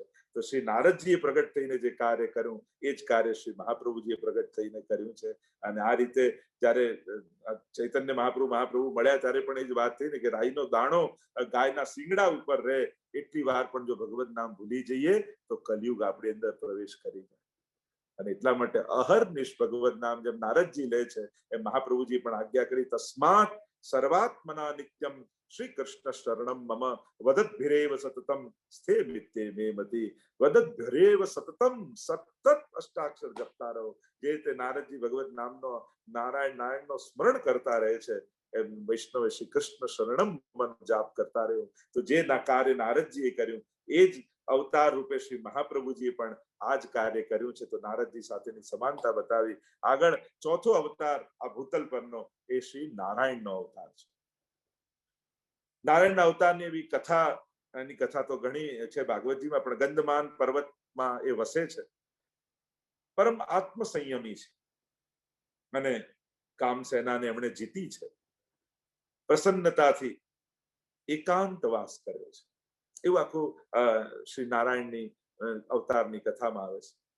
તો એકાંતવાસ કર્યો અને સદાય ત્યાં પ્રસન્ન ચિત્તે રહ્યા. તો અહીંયા હરિરાયજી સમાનતા કરતા વ્રજપ્રિય અને રહપ્રિયા બે નામ આપે છે કે મહાપ્રભુજી પણ એકાંતવાસ કરે છે. વ્રજમાં આપને નિવાસ કરવો અતિ પ્રિય છે. જેમ ગંધમાદન પર્વત પર નારાયણ રહ્યા એમ મહાપ્રભુજીને વ્રજ અતિ પ્રિય છે અને સદાય ગોવર્ધન સ્થિતિ ઉત્સાહ એક એક નામ વ્રજમાં વાસના શ્રી મહાપ્રભુજીના છે. રહે છે બધે ભલે પણ ગમે છે ક્યાં એ મહત્વનું. જો આપણે રહેતા ગમે હોઈએ, તમે ભલે યુએસએ રહેતા હો, પરંતુ ઇન્ડિયા રહેવાની મજા કઈ જુદી જ હોય. કોઈ ઇન્ડિયા રહેતું હોય ગમે અમેરિકા, એટલે ગમે તે કહી શકાય એમ મહાપ્રભુજી ભલે નિવાસ અનેક સ્થાનોમાં કર્યો પણ આપને પ્રિય ક્યાં થયું? વ્રજ પ્રિય. આપને પ્રિય શું છે? તો વ્રજ પ્રિય છે. આપને ક્યાં રહેવું વધારે ગમે? કે ગોવર્ધન સ્થિતિ ઉત્સાહ, શ્રી ગિરિરાજજીની તરેટીમાં રહેવાનું ઉત્સાહ શ્રી મહાપ્રભુજીને છે. તો આમ નારાયણની જેમ આપ ત્યાં વસ્યા છે, એકાંતવાસ કર્યો, રહપ્રિય કર્યા છે અને એટલા માટે મહાપ્રભુજી અડેલમાં જઈને બિરાજ્યા. પેલા કાશી નિવાસ કરતા, પણ કાશીમાં પછી વિદ્વાનો એટલા બધા શાસ્ત્રાર્થ કરવા આવતા કે મહાપ્રભુજીને સેવાનો સમય ન મળતો અને એટલા માટે અડેલમાં પેલે પાર જઈને નિવાસ કર્યો કે અહીંયા એકાંતમાં રહીએ તો કોઈ વિક્ષેપ ન કરે અને એટલા માટે આપ રહપ્રિય નારાયણની જેમ રહ્યા છે અને પ્રસન્નતાથી નારાયણ રહેતા, સદાય ક્યારેય ક્રોધ ન કરતા, સદાય પ્રસન્ન ચિત્તે રહેતા અને એટલા માટે મહાપ્રભુજીનું નામ છે સહજ સ્મિત. આપ સહજ સ્મિત વાળા છો. આપને પ્રયાસ નથી કરવો પડતો. આપના સ્વભાવમાં જ પ્રસન્નતા છે, આપની પ્રવૃત્તિમાં જ પ્રસન્નતા છે. ખુશ રહેવા માટે કોશિશ ન કરવાની હોય. જેનો સ્વભાવ જ પ્રસન્ન રહેવાનો હોય ને, એ સદાય દરેક અવસ્થામાં પ્રસન્ન રહી શકે. અને મહાપ્રભુજી એવા સહજ સ્મિત છે એટલે અતિ મોહન છે મહાપ્રભુજી. તો સહજ સ્મિત તો છે, પણ આપણું સ્મિત એટલું મોહિત છે, આપણું વાર્તા પ્રસંગમાં આવે છે ને કે મથુરાની બજારમાંથી મહાપ્રભુજી નીકળ્યા તો ત્યાં એક ઠાકોરજીના સ્વરૂપની દુકાન હતી. એમાં ઠાડા સ્વરૂપ ને બાલકૃષ્ણના સ્વરૂપ ને અનેક પ્રકારના ભગવત સ્વરૂપો હતા. પણ મહાપ્રભુ નામ અતિ મોહન છે ને, જો સાધારણ ને મોહિત કરે એ સાધારણ મોહન કહેવાય, પણ જે પ્રભુને મોહિત કરી લે અતિ મોહન. અને ખાલી દ્રષ્ટિ મહાપ્રભુજીએ કરી તો ઇતિહાસ એમ લખે છે કે એ સમયે મથુરાની બજારમાં મહાપ્રભુજીની પાછળ પાછળ આ બધા ભગવત સ્વરૂપો ચાલવા લાગ્યા. મને તો આમ ક્ષણ આંખ બંધ કરીને આપણે દ્રષ્ટિ જોઈએ તો કેવું લાગે કે મહાપ્રભુજી આમ ધોતી ઉપરના ધારણ કરીને મથુરાની બજારમાં પધારી રહ્યા છે અને પાછળ પાછળ બધા ભગવત સ્વરૂપો નાચતા, એટલે કે જે લીલાના એ સ્વરૂપો હતા એ લીલા કરતા કરતા પાછળ પાછળ દોડવા લાગે, મહાપ્રભુની પાછળ પાછળ જવા લાગ્યા. તો આવા અતિ મોહન શ્રી મહાપ્રભુજી સહજ સ્મિતા છે. તો એ રીતે શ્રી નારાયણનો જે અવતાર છે એવા જ સ્વરૂપ શ્રી વલ્લભની અંદર વિદ્યમાન છે. આગળ 5મો અવતાર એ કપિલ દેવનો અવતાર છે. કપિલ ભગવાનની કથા તૃતીય સ્કંદમાં જાણો છો કે માં દેવહૂતિ સાંખ્ય શાસ્ત્રનું નિરૂપણ કર્યું, માને સંભળાવ્યું ને માનો ઉદ્ધાર કર્યો. એવા કપિલ ભગવાન અને જીવના જે અનેક દોષોથી ભરેલો દુષ્ટ જીવ છે એના અજ્ઞાનને કપિલ ભગવાને દૂર કર્યું સાંખ્ય શાસ્ત્ર અનુસાર. એનો ઉપદેશ કરનારા કપિલ ભગવાન છે. સમાનતા જો જોવા જઈએ તો સૌથી પહેલા મા ઉપર કૃપા કરી. તો અહીંયા શ્રી મહાપ્રભુજી પણ જયારે અડેલમાં બિરાજતા હતા, મહાપ્રભુજીને શાસ્ત્રાર્થ કરવા બધા વિદ્વાનો આવ્યા હતા અને અહીંયા ઉત્થાપનનો સમય થઈ ગયો અને નવનીત પ્રિયાજી પ્રતીક્ષા કરે છે અને મહાપ્રભુજી તો શાસ્ત્રાર્થમાં છે, ચિત્ત ઠાકોરજીમાં છે અને ક્યાંક મનોમન મહાપ્રભુજીએ સંકેત નવનીત પ્રિયાજીને કર્યો તો નવનીત પ્રિયાજી આવ્યા ઇલમ્મા ગારુજી પાસે અને ઇલમ્મા ગારુજી ત્યાં અને કહે કે મારા ઉત્થાપન કરાવો. અને મહાપ્રભુજીના માતાશ્રી ઇલ્લમા ગારુજી કહે મને બ્રહ્મ સમન નથી અને હું આપનો સ્પર્શ કરીશ તો વલ્લભ ખીચશે મારા ઉપર, હું તમને આજ્ઞા કરું છું પણ મને બ્રહ્મ સમન નથી. નવનીત પ્રિયાજી કે હું તમને બ્રહ્મ સમન કરાવું, જાઓ અપરસ કરીને આવો. અને ઇલ્લમા ગારુજી અપરસ કરીને આવ્યા અને સ્વયં નવનીત પ્રિયાજીએ તુલસી દલ હાથમાં આપ્યા ઇલ્લમા ગારુજી અને કહ્યું કે હવે હું તમારો ગુરુ બની રહ્યો છું, હું જેમ મંત્ર બોલાવું એવું તમે મંત્ર બોલજો. અને જેમ જેમ નવનીત પ્રિયાજી બોલતા જાય ઇલ્લમા ગારુજી ઉચ્ચારણ કરતા જાય અને કહ્યું કે લાવો તુલસીદલ મારા ચરણોમાં પધરાવો. અને ચરણોમાં પધરાવ્યા અને નવનીત પ્રિયાજીએ કહ્યું કે હું તમારો ગુરુ થયો, લાવો મારી ગુરુ ભેટ આપો. અને ત્યારે એમ કહેવાય છે કે ઇલ્લમા ગારુજીએ કંઠાભરણ પહેર્યું હતું, એ કંઠાભરણ કાઢીને શ્રી નવનીત પ્રિયાજીના કંઠમાં પહેરાવ્યું અને એટલે જ કહેવાય છે કે બધા શૃંગાર વડા થાય પણ કંઠાભરણ વડું નથી કરાતા, કારણ કે આ તો મહાપ્રભુજીની માતા ઉપર કૃપા નવનીત લાલે કરી એનો એક ચિહ્ન છે, એની એક યાદ છે, એટલે ઠાકોરજી સદાય ધારણ કરે છે. તો આમ મહાપ્રભુજીએ જેમ કપિલ ભગવાને મા ઉપર કૃપા કરી સાંખ્ય શાસ્ત્રનો ઉપદેશ આપીને એમનો ઉદ્ધાર કર્યો હતો, એમ શ્રી મહાપ્રભુજીએ નવનીત પ્રિયાજીને નિમિત્ત બનાવી પોતાની માતાનો ઉદ્ધાર કર્યો. અનેક અજ્ઞાનીઓના અજ્ઞાનને દૂર કરી એમના પર કલ્યાણ કર્યું, સાંખ્ય શાસ્ત્રનો ઉપદેશ આપીને. તો શ્રી મહાપ્રભુજીએ પણ બ્રહ્મસૂત્ર, અણુભાષ્ય, સુબોધનીજી, ષોડશ ગ્રંથ આદિ અનેક અનેક શાસ્ત્રોના માંથી આ દોહન કરીને આ ગ્રંથોને પ્રગટ કરી અને સર્વ જીવોના અજ્ઞાનને દૂર કરી વિશુદ્ધ નિર્ગુણ ભક્તિ માર્ગને જ્ઞાન આપી અને દરેક જીવોનો ઉદ્ધાર કર્યો. કારણ કે માએ ત્યાં પ્રશ્નો કર્યા હતા અને ભક્તિનું સ્વરૂપ, ભક્તનું સ્વરૂપ આ બધું ત્યાં કપિલ ભગવાન સમજાવે છે. તો એ રીતે જ અહીંયા મહાપ્રભુજીએ પણ ભક્તિના સાચા સ્વરૂપને આ જગતને સમજાવી અને સર્વના જ્ઞાનનો નિરાશ કર્યો. તેમ જેમ કપિલ ભગવાન શ્રી 24 અવતારમાંના પાંચમા અવતાર જે ભૂતલ પર પ્રગટ થયા અને એમાં જેમ લક્ષણ જે ગુણો છે એ આપણા શ્રી વલ્લભમાં પણ બિરાજમાન છે. છઠ્ઠો અવતાર એ શ્રી દત્તાત્રેયનો અવતાર છે. અન્વિક્ષિકી વિદ્યા એમને પ્રહલાદજી વગેરેને સમજાવી, સંભળાવી અને નાના પ્રકારથી ઉપદેશ કરી અને પોતાના સત્પુરુષોના મતને દ્રઢ કર્યો દત્તાત્રેય ભગવાન. આ વિદ્યા અનેક અનેક ભક્તો, પ્રહલાદજી જેવા ઘણા બધા ભક્તો પર એમણે કૃપા કરી છે ગુરુ રૂપે. તો જેમ દત્તાત્રેય ભગવાન આ રીતે કૃપા કરનારા છે, તો શ્રી મહાપ્રભુજી પણ અનેક પ્રકારના ઉપદેશ આપી. ભક્ત્યાચારોપદેશાર્થ નાના વાક્ય નિરૂપકા, અનેક પ્રકારના વાક્યોને લઈ અનેક પ્રકારથી એ ભક્તો ઉપર કૃપા કરવા માટે મહાપ્રભુજી વિવિધ પ્રકારથી ઉપદેશ કરે. તમે જુઓ તો કેટ જેમ એમણે પ્રહલાદ આદિ અનેક ભક્તો ઉપર કૃપા કરી પોતાના ઉપદેશ દ્વારા, તો શ્રી મહાપ્રભુજી પણ એ બુલા મુશ્ર હોય, એ દમલાજી હોય, એ રાજા દુબે, માધવ દુબે હોય, એ ગોવિંદ દુબે હોય, એક એક ષોડશ ગ્રંથ નિમિત્ત બન્યા છે ના, એ નારાયણદાસજી હોય, તમે દરેક ભક્તો તો મહાપ્રભુજીએ પોતે ભક્તિવર્ધની પ્રગટ કર્યા, વિવેક ધૈર્યાશય, સિદ્ધાંત રહસ્ય, નવરત્ન, અનેક અનેક ગ્રંથો પોતાના નિજ ભક્તો પર કૃપા કરવા માટે નાના પ્રકારના વચનો કહી અને એમના કલ્યાણ કર્યા, એમના ઉદ્ધાર કર્યા. તેમ દત્તાત્રેય ભગવાને અન્વિક્ષિકી વિદ્યા દ્વારા પ્રહલાદ આદિ અનેક ભક્તો પર કૃપા કરી છે. એમ વિશુદ્ધ પુષ્ટિ ભક્તિના આ વિદ્યા દ્વારા શ્રી મહાપ્રભુજી આવા અનેક ભગવદીઓ પર કૃપા કરી એમને સાક્ષાત ઠાકોરજીના ચરણોની અનુભૂતિ કરાવી છે, પ્રત્યક્ષ અનુભવ કરાવ્યો છે. તો એ રીતે દત્તાત્રેયને શ્રી મહાપ્રભુજીની સામ્યતા બતાવી. આગળ સુયજ્ઞ નામનો અવતાર થયો, સાતમો અવતાર. અનેક ગુણોથી સુસમૃદ્ધ આ સુયજ્ઞ અવતાર છે. આ અવતાર પોતાના યજ્ઞ અવતાર છે પોતે, અને યજ્ઞ અવતાર પ્રભુએ પોતાના યામ વગેરે 12 પુત્રો હતા અને એમની સાથે મળી અને સ્વયંભૂ મન્વંતરનું રક્ષણ કર્યું. મન્વંતર સદ્ધર્મનું રક્ષણ કર્યું પોતાના યામ આદિ 12 પુત્રોની સાથે. એટલે કે એ સદ્ધર્મ, મન્વંતર એટલે સદ્ધર્મ કહેવાય ને. અત્યારે બહુ ચર્ચા નથી કરતો, શ્રી મહાપ્રભુજી એ રીતે સમજાવે છે. કારણ કે 10 વિધ લીલાઓમાં એક મન્વંતર લીલા આવે. અત્ર સર્ગો વિસર્ગશ્ચ સ્થાનમ પોષણમ મન્વંતર ઈશાનુ કથા નિરોધો મુક્તિરાશ્રય. તે મન્વંતરમાં મનુ હોય, મનુ પુત્ર હોય, ઇન્દ્ર હોય, સપ્તર્ષિ હોય, ભગવદ અવતાર, એવી 6 વસ્તુ હોય. તો એને સદ્ધર્મ કહેવામાં આવે. તો પોતાના આ યજ્ઞ અવતાર એવા સુયજ્ઞજીએ પોતાના યામ આદિ 12 પુત્રો સાથે આ બધી કૃપા કરી અને મન્વંતર સદ્ધર્મનું રક્ષણ કર્યું છે. તો શ્રી મહાપ્રભુજીની જો સમાનતા કરીએ તો એ યામ આદિ 12 પુત્રો સાથે સદ્ધર્મનું રક્ષણ કર્યું. તો શ્રી મહાપ્રભુજીએ પણ ગોપીનાથજી અને ગુસાઈજી તથા પોતાના પૌત્રોને સાથે લાલજીઓને પ્રગટ કરી અને સારસ્વત કલ્પના શ્રી કૃષ્ણની ભક્તિ કેમ કરવી એ સાચા ધર્મનું રક્ષણ કરી અને વૈષ્ણવને સમજાવ્યું છે. પોતે એકલા પ્રગટ થયા અને પોતે એકલે કૃપા કરી એમ નથી, પણ પોતાના સ્વવંશે સ્થાપિતા અશેષ સ્વમહાત્મ્ય સ્મયાપ, પોતાના વંશોમાં પોતાનું અશેષ મહાત્મ્ય સ્થાપિત કરી ગોપીનાથજીને પ્રગટ કર્યા, ગુસાઈજીને પ્રગટ કર્યા, સાથે લાલજીઓ ઐશ્વર્ય, વીર્ય, યશસ્વી, જ્ઞાન, વૈરાગ્ય રૂપ, અને પછી તો આખો એ વંશ. કારણ કે તનુ ધરી એમ કહેતો, તનુ શબ્દ વિસ્તારે, પોતાની આખા વંશ.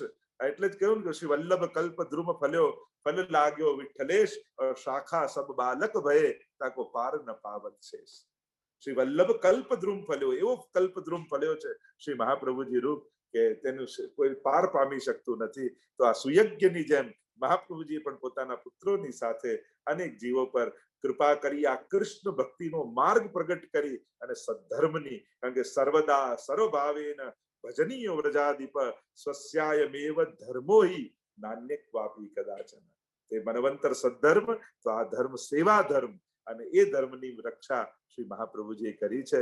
અને જન શિક્ષા કૃતે કૃષ્ણ આપ સેવા કરી, શીખવે શ્રી હરિ, ભક્તિ પક્ષ વૈભવ સુદ્રઢ કીધો, આપની લીલા તે વદન પોતે કહી, ઉચ્ચાર આનંદ તે અધિક દીધો. શ્રી મહાપ્રભુજી જે તક્ર સમ કર્મ પદ સ્નેહ રસહીન જે શ્વેત જાણી વિમુખ તાણી લીધો, કે આ કર્મપદ આ બધા તો તક્રસમ છાસ જેવા નિસ્સાર છે, શ્વેત જાણી વિમુખ તાણી લીધો. ભક્તોને એમાંથી કાઢી લીધા કે તું ક્યાંમાં ફસાય, તું ક્યાંમાં ફસાય, તું ક્યાંમાં ફસાય, તું તો ભગવત સેવાનો આનંદ લે, તું તો સાક્ષાત વલ્લભ ગુરુ પ્રભુ વૈષ્ણવ આ બધાની સેવાનું સુખ લે, તું આ કર્મકાંડમાં ક્યાં પડે છે. તો એ રીતે સુયજ્ઞ સાથેની સમાનતાનો અહીંયા સંબંધ બતાવ્યો. આગળ 8મો અવતાર એ ઋષભદેવજીનો અવતાર છે. પરમહંસ ઋષભદેવજી છે, દિગંબર અવસ્થામાં રહે છે, મૌન રાખે છે, અને દેહ ત્યાગની પણ કથામાં એમ આવે છે કે જ્યારે દાવાનલમાં પોતાના આનંદાત્મક દેહને અગ્નિરૂપ બનાવી અને દેહ ત્યાગ કરી દીધો, એવા ઋષભદેવજીની કથા બહુ પ્રસિદ્ધ ભાગવતમાં છે, અને પોતે સાક્ષાત પરમહંસ અવસ્થાવાળા માનવામાં આવે છે. તો શ્રી મહાપ્રભુજીની જો સમાનતા કરીએ તો આ પરમહંસ એ પરમ વિવેક સાથે શ્રી મહાપ્રભુજી વિવેક ધૈર્યાશ્રય નામનો ઉપદેશ કર્યો છે એ ગ્રંથનો, કે એક ભક્તના ચિત્તની વૃત્તિ કેવી હોય, અને વિવેક ધૈર્યાશ્રય દ્વારા આપે પરમહંસની અવસ્થા એ વિવેક ધૈર્યાશ્રયની સિદ્ધિ થાય એનો ઉપદેશ કર્યો. અને આપનો જેમ ત્યાં બતાવ્યું કે અગ્નિરૂપ દેહ કરી અને ત્યાંથી અગ્નિરૂપ બની અને પોતાનો દેહ ત્યાગ કર્યો છે ઋષભદેવજીએ, તો શ્રી મહાપ્રભુજીએ પણ પોતાનો આનંદમય દેહ, એ રથયાત્રા હમણાં આવશે અને સાયંકાલનો સમય શ્રી મહાપ્રભુજી હનુમાન ઘાટ પર પધાર્યા છે. અને જેમ ઋષભદેવજી દિગંબર અવસ્થામાં, મહાપ્રભુજી પણ સંન્યાસ ધારણ કરી, એક કોપિન ધારણ કરી અને મૌન રહેતા, ઋષભદેવજી બોલતાની જીભ પર પથ્થર રાખી દીધો પણ શબ્દ ન કાઢે, તો શ્રી મહાપ્રભુજી પણ 40 દિવસનું મૌન ધારણ કર્યું છે. આ સમાનતાઓ બતાવે છે. 40 દિવસનું મૌન ધારણ કર્યું, એક કોપિન ધારણ કર્યું, ત્રિદંડી સંન્યાસ ધારણ કર્યો છે, અને ત્રિદંડી સંન્યાસ ધારણ કરી શ્રી મહાપ્રભુજી બિરાજ્યા છે મૌન ધારણ કરીને. અને ઋષભદેવજી જેમ પોતાનો અગ્નિમય દેહને ત્યાં સમાપ્ત કર્યો, પોતાના પુત્રોનો ઉપદેશ આપ્યો ઋષભદેવજી. તો ભાગવતજીમાં જુઓ તો નાયમ દેહ ભેદ ભાજામ અદ્ભુત ઉપદેશ કર્યો છે કે 84 લાખ યોનિઓમાં ભોગ યોનિઓ તો ઘણી છે, આ એક યોનિ એવી છે જેમાં પ્રભુની ભક્તિ કરી શકાય છે, તો ભક્તિ કરજો. તો શ્રી મહાપ્રભુજીએ પણ પોતાના પુત્રોને એ હનુમાન ઘાટ ઉપર મૌન ધારણ કર્યું હતું, અને શિક્ષા શ્લોકી નામનો ઉપદેશ, યદા વૈરમુખા યુયમ ભવિષ્યત કથમ ચન તદા કાલ પ્રવાહસ્તા દે ચિત્તાદયો. જેમ ઋષભદેવજી અંતિમ ઉપદેશ આપ્યો એમ શ્રી મહાપ્રભુજી પણ પોતાના પુત્રોને ઉપદેશ આપ્યો શિક્ષા શ્લોકી નામે. ગંગાજીના ઘાટ પરથી નીચે ઉતરતા ગંગાજીમાં પધાર્યા, કટી સુધીનું જલ છે, અને જેમ પેલા અગ્નિમય થઈ ગયા, તો એમ મહાપ્રભુજી તો આનંદમય તેજોમય છે. સાક્ષાત મહાપ્રભુજી તો વૈશ્વાનર છે, એટલે સાક્ષાત તેજ પુંજ રૂપે શ્રી મહાપ્રભુજી સદે નિત્ય લીલામાં પ્રસ્થાન કર્યું, અને એ દર્શન સમસ્ત જીવોને કરાવ્યા. તો એમ જેમ ઋષભદેવજીનું ચરિત્ર છે એવા જ લક્ષણ, ગુણ અને લીલાઓ આપનામાં પણ બિરાજમાન છે, એટલે ઋષભદેવજી સાથે શ્રી મહાપ્રભુજીની સમાનતા. 9મો અવતાર એ પૃથુ રાજાનો અવતાર છે. પૃથુ ચરિત્ર પણ બહુ સુંદર રીતે ભાગવતજીમાં વર્ણિત છે. સર્વજનોના હિત કરવા માટે પૃથ્વી ગાયનું રૂપ ધારણ કરી, અને ગાય રૂપા પૃથ્વીનું દોહન પૃથુ રાજાએ કર્યું. કહેવાય છે કે આ ખેતી ને નગર યોજના અને ખાણ ને આ જેટલી નગર વ્યવસ્થાઓ છે પૃથુ રાજાની દેન છે.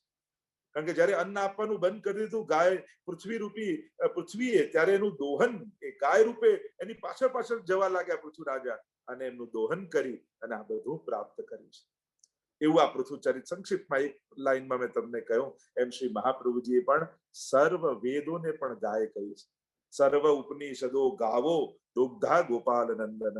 તો આમ સર્વ વેદમય ગાયનું દોહન કરી સમસ્ત જીવોના કલ્યાણ માટે આ પુષ્ટિ ભક્તિ રત્નોને પ્રગટ કર્યા શ્રી મહાપ્રભુજી.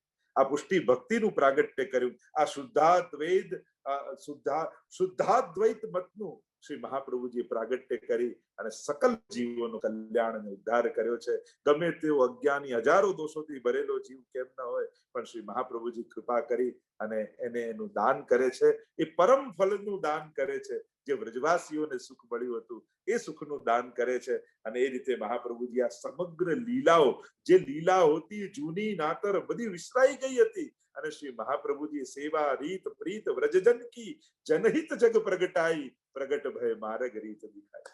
જેમ ગાય પેલું પૃથ્વીએ બધું પોતાની અંદર સમાઈ લીધું હતું, બધું પ્રગટ ખતમ થઈ ગયું હતું અને એમણે દોહન કરી પૃથ્વીમાંથી બધું પ્રગટાવ્યું, એમ શ્રી મહાપ્રભુજીએ પણ જે બધી લીલાઓ ખોવાઈ ગઈ હતી, વિસરાઈ ગઈ હતી, ભૂલાઈ ગઈ હતી, એ બધી જ લીલાઓને, બધી સેવા રીત પ્રીત વ્રજજન કી, એ બધી જ રીત અને પ્રીતને પ્રગટ કરી અને જગતના કલ્યાણ માટે આપી છે.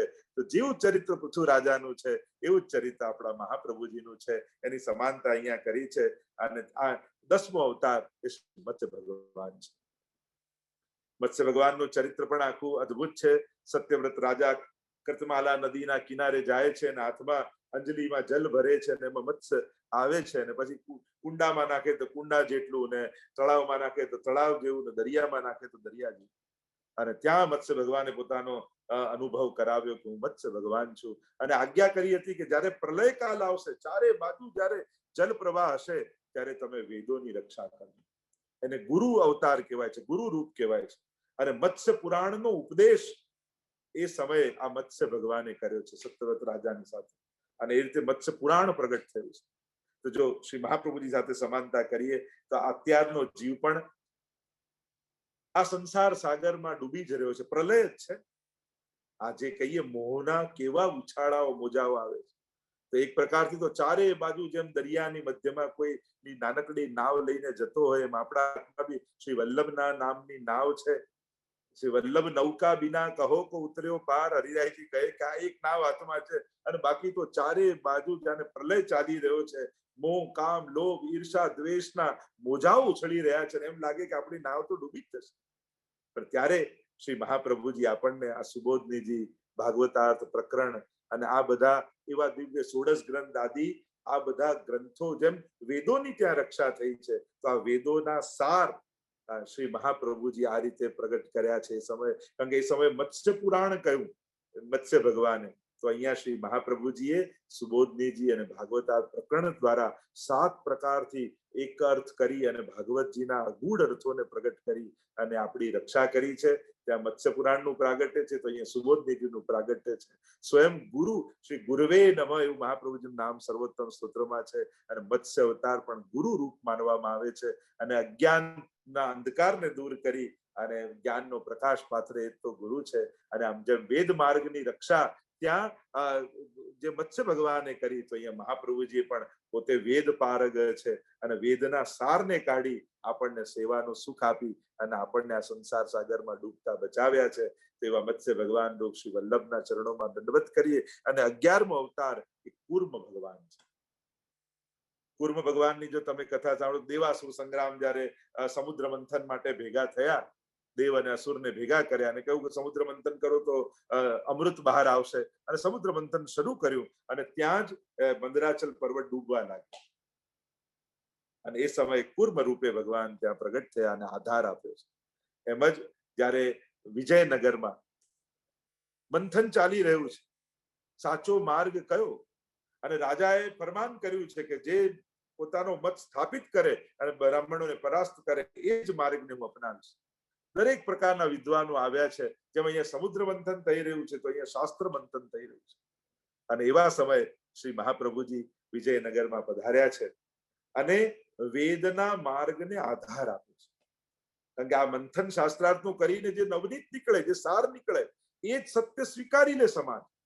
કારણ કે અમૃત કાઢવાનું છે અને અમૃત માટે મંદરાચલ પર્વતના કૂર્મ ભગવાન આધાર બન્યા. એમ શુદ્ધાદ્વૈત બ્રહ્મવાદનું અમૃત કાઢવા માટે શ્રી મહાપ્રભુજી એ સમયે શાસ્ત્રાર્થમાં પધારી આધાર બની અને આ શુદ્ધ નિર્ગુણ ભક્તિ માર્ગનો અમૃત મહાપ્રભુજીએ પ્રગટાવ્યું છે. તો જેમ કુર્મ ભગવાનનું ચરિત્ર છે એમ શ્રી મહાપ્રભુજી, પછી વિજયનગર હોય, જગન્નાથપુરી હોય, ઓરછા હોય. જગન્નાથપુરીમાં પણ શાસ્ત્રાર્થે કહ્યું કાગળ અને કલમ જગન્નાથજી આગળ રાખો, એકમ શાસ્ત્ર દેવકી પુત્ર ગીતમ એકમ, સ્વયં જગન્નાથજીએ શ્લોક લખ્યો. ઓરછામાં પણ એવા પ્રકારે કણકાભિષેક મહાપ્રભુજીનો થયો છે. તો એ રીતે જે રીતે કુર્મ ભગવાનનું ચરિત્ર છે એ રીતે હમણાં શ્રી મહાપ્રભુજીનું ચરિત્ર છે. 12મો અવતાર એ શ્રી ધન્વંતરી ભગવાન.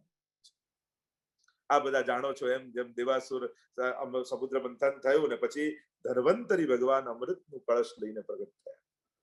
અને કહેવાય છે કે આ ધન્વંતરી ભગવાનના સ્મરણ માત્રથી સર્વ દુઃખોનો નાશ થઈ જાય છે. જે કાંઈ પણ રોગ હોય, દુઃખ હોય, એ કેવલ ધન્વંતરીનું સ્મરણ માત્ર નાશ કરનારું છે. તો શ્રી મહાપ્રભુજી પણ સ્મૃતિ માત્રાર્થી નાશન છે. કેવલ સ્મરણ કરતા દુષ્કૃત જાયજી. એટલે ત્યાં ગોપાલદાસજી પણ વલ્લભાખ્યાનમાં કહે છે મહાપ્રભુજી કેવા છે, કેવલ સ્મરણ કરતા દુષ્કૃત જાયજી. કેવલ મહાપ્રભુનું ચિંતા સંતાન હંતારો યત પાદાંબુજ રેણવ સ્વીયાનામ તાન નિજાચાર્યાન પ્રણમામી મુહુર્મુહુર. ચિંતાન સંતાન, ચિંતાઓની પરંપરાઓ કેવલ ચરણના રજના સ્મરણ માત્રથી દૂર થઈ જાય એવા શ્રી મહાપ્રભુજી છે. તો જેમ ધન્વંતરી ભગવાનનું સ્મરણ એ સમસ્ત તાપોને હરનારું છે, તો શ્રી વલ્લભનું સ્મરણ પણ સમસ્ત દુઃખોને હરનારું છે. અને અનેક તમે પ્રસંગોમાં જોઈએ, શ્યામદાસ સુતારની વાર્તા હોય, કેવી લગ્ની, કેવું સ્મરણ, કયું વચન આપ્યું, તું મને યાદ કરીશ ને તારી આગળ પ્રગટ થઈશ. એવા તો અનેક પ્રસંગો આપણે જોઈએ કે જ્યાં જ્યાં શ્રી વલ્લભનું સ્મરણ કર્યું છે ત્યાં સકલ તાપ નિવૃત્ત થયા છે. તો આપ પણ ધન્વંતરીની જેમ કૃપા કરનારા છો, અમૃતનું દાન દેનારા છો. અને આપનું અમૃત એ તો શ્રીમદ ભાગવત પિયુષ સમુદ્ર મથન ક્ષમ, શ્રી ભાગવત રૂપી અમૃત શ્રી મહાપ્રભુજી આપણને આપ્યું છે. અને એ સેવા રૂપી અમૃત આપણને પાયું છે મહાપ્રભુજીએ, અને એ રીતે કૃપા કરી છે. આગળ 13મો અવતાર એ શ્રી મોહિની ભગવાન છે. મોહિની ભગવાનનું ચરિત્ર આપ જાણો છો કે જ્યારે અમૃત નીકળ્યું અને બધાને થયું અસુરોને કે અમૃત અમે પહેલા લઈ લઈએ અને દોડ્યા, ત્યારે ભગવાન ધન્વંતરી મોહિની રૂપ ધારણ કરી અને મોહિની રૂપ ધારણ કરી અને કેવલ પોતાના નેત્ર કટાક્ષ કરી બધાને એવા મોહિત કરી દીધા અને બધું જ અમૃત દેવોને પાવી દીધું, અસુરોને મોહિત કરી દીધા. તો શ્રી મહાપ્રભુજી પણ સન મનુષ્યાકૃતિ છે. આપે એવું સ્વરૂપ ધારણ કર્યું છે. મેં કહ્યું અતિ મોહન, પૂર્વમાં મેં કહ્યું કે ઠાકોરજીને પણ મોહિત કર્યા. એમ અનેક પ્રસંગોમાં તમે જુઓ શ્રી મહાપ્રભુજીએ કેવલ દ્રષ્ટિ માત્રથી જીવોના ચિત્તને હરી લીધા છે. કૃપા કટાક્ષ નિહારો શ્રી વલ્લભ, કૃપા કટાક્ષ નિહારો. દ્રષ્ટિ માત્રથી ચિત્તને હરનારા શ્રી મહાપ્રભુજી છે. સ્વામીજીના ભાવને ધારણ શ્રીમાં સૌંદર્યમ નિજ હૃદગતમ પ્રકટિતમ સ્ત્રીગૂઢ ભાવાત્મકમ. તો જેમ ધન્વંતરી ભગવાન સ્ત્રી રૂપ મોહિની રૂપે પ્રગટ થયા અને એવા આકર્ષક મોહિની થયા કે બધા મોહિત થઈ ગયા અસુરો, એમ શ્રી મહાપ્રભુજી તો સાક્ષાત સ્વામીની રૂપ છે. પોતે પ્રગટ સ્વામીની રૂપ શ્રી મહાપ્રભુજી બિરાજમાન છે. અને એટલા માટે એમનામાં મોહ જાગવો બહુ જ સહજ અને સ્વાભાવિક છે. પણ વિરુદ્ધ ધર્માશ્રય મહાપ્રભુજીએ લીલા કરી અને બધાને પોતાનામાં મોહિત કર્યા છે. અને કે આસુરી જીવોને મોહ પડે એટલે શું કહેવાય, મહાપ્રભુ લીલામાં પધાર્યા આસુર વ્યામોહ લીલા. જ્યાં મોહિની ભગવાને અસુરોને મોહિત કર્યા અને દૈવી જીવો જે દેવતા હતા એને અમૃત પાઈ દીધું. તો મહાપ્રભુજી સાથે સમાનતા કરી તો મહાપ્રભુજીએ પણ આસુરી જીવોને મોહ પમાડવા મનુષ્ય આકાર ધારણ કર્યો, મનુષ્યની જેમ આ વિચરણ કર્યું અને મનુષ્યની જેમ ક્રિયા કરી. એટલે બધા સાધારણ લોકોને તો આ તો કોઈ મહાપુરુષ લાગે છે, પણ જ્યારે દૈવી જીવો સામે આવ્યા તેમને સાક્ષાત પોતાના ત્રિતયાત્મક સ્વરૂપનો અનુભવ કરાવી અને એમને પોતાની સુધામૃતના અમૃત પાયા મહાપ્રભુ દૈવી જીવોને. કારણ કે સ્ફુરત કૃષ્ણ પ્રેમામૃત રસ ભરેણાથી ભરિતા.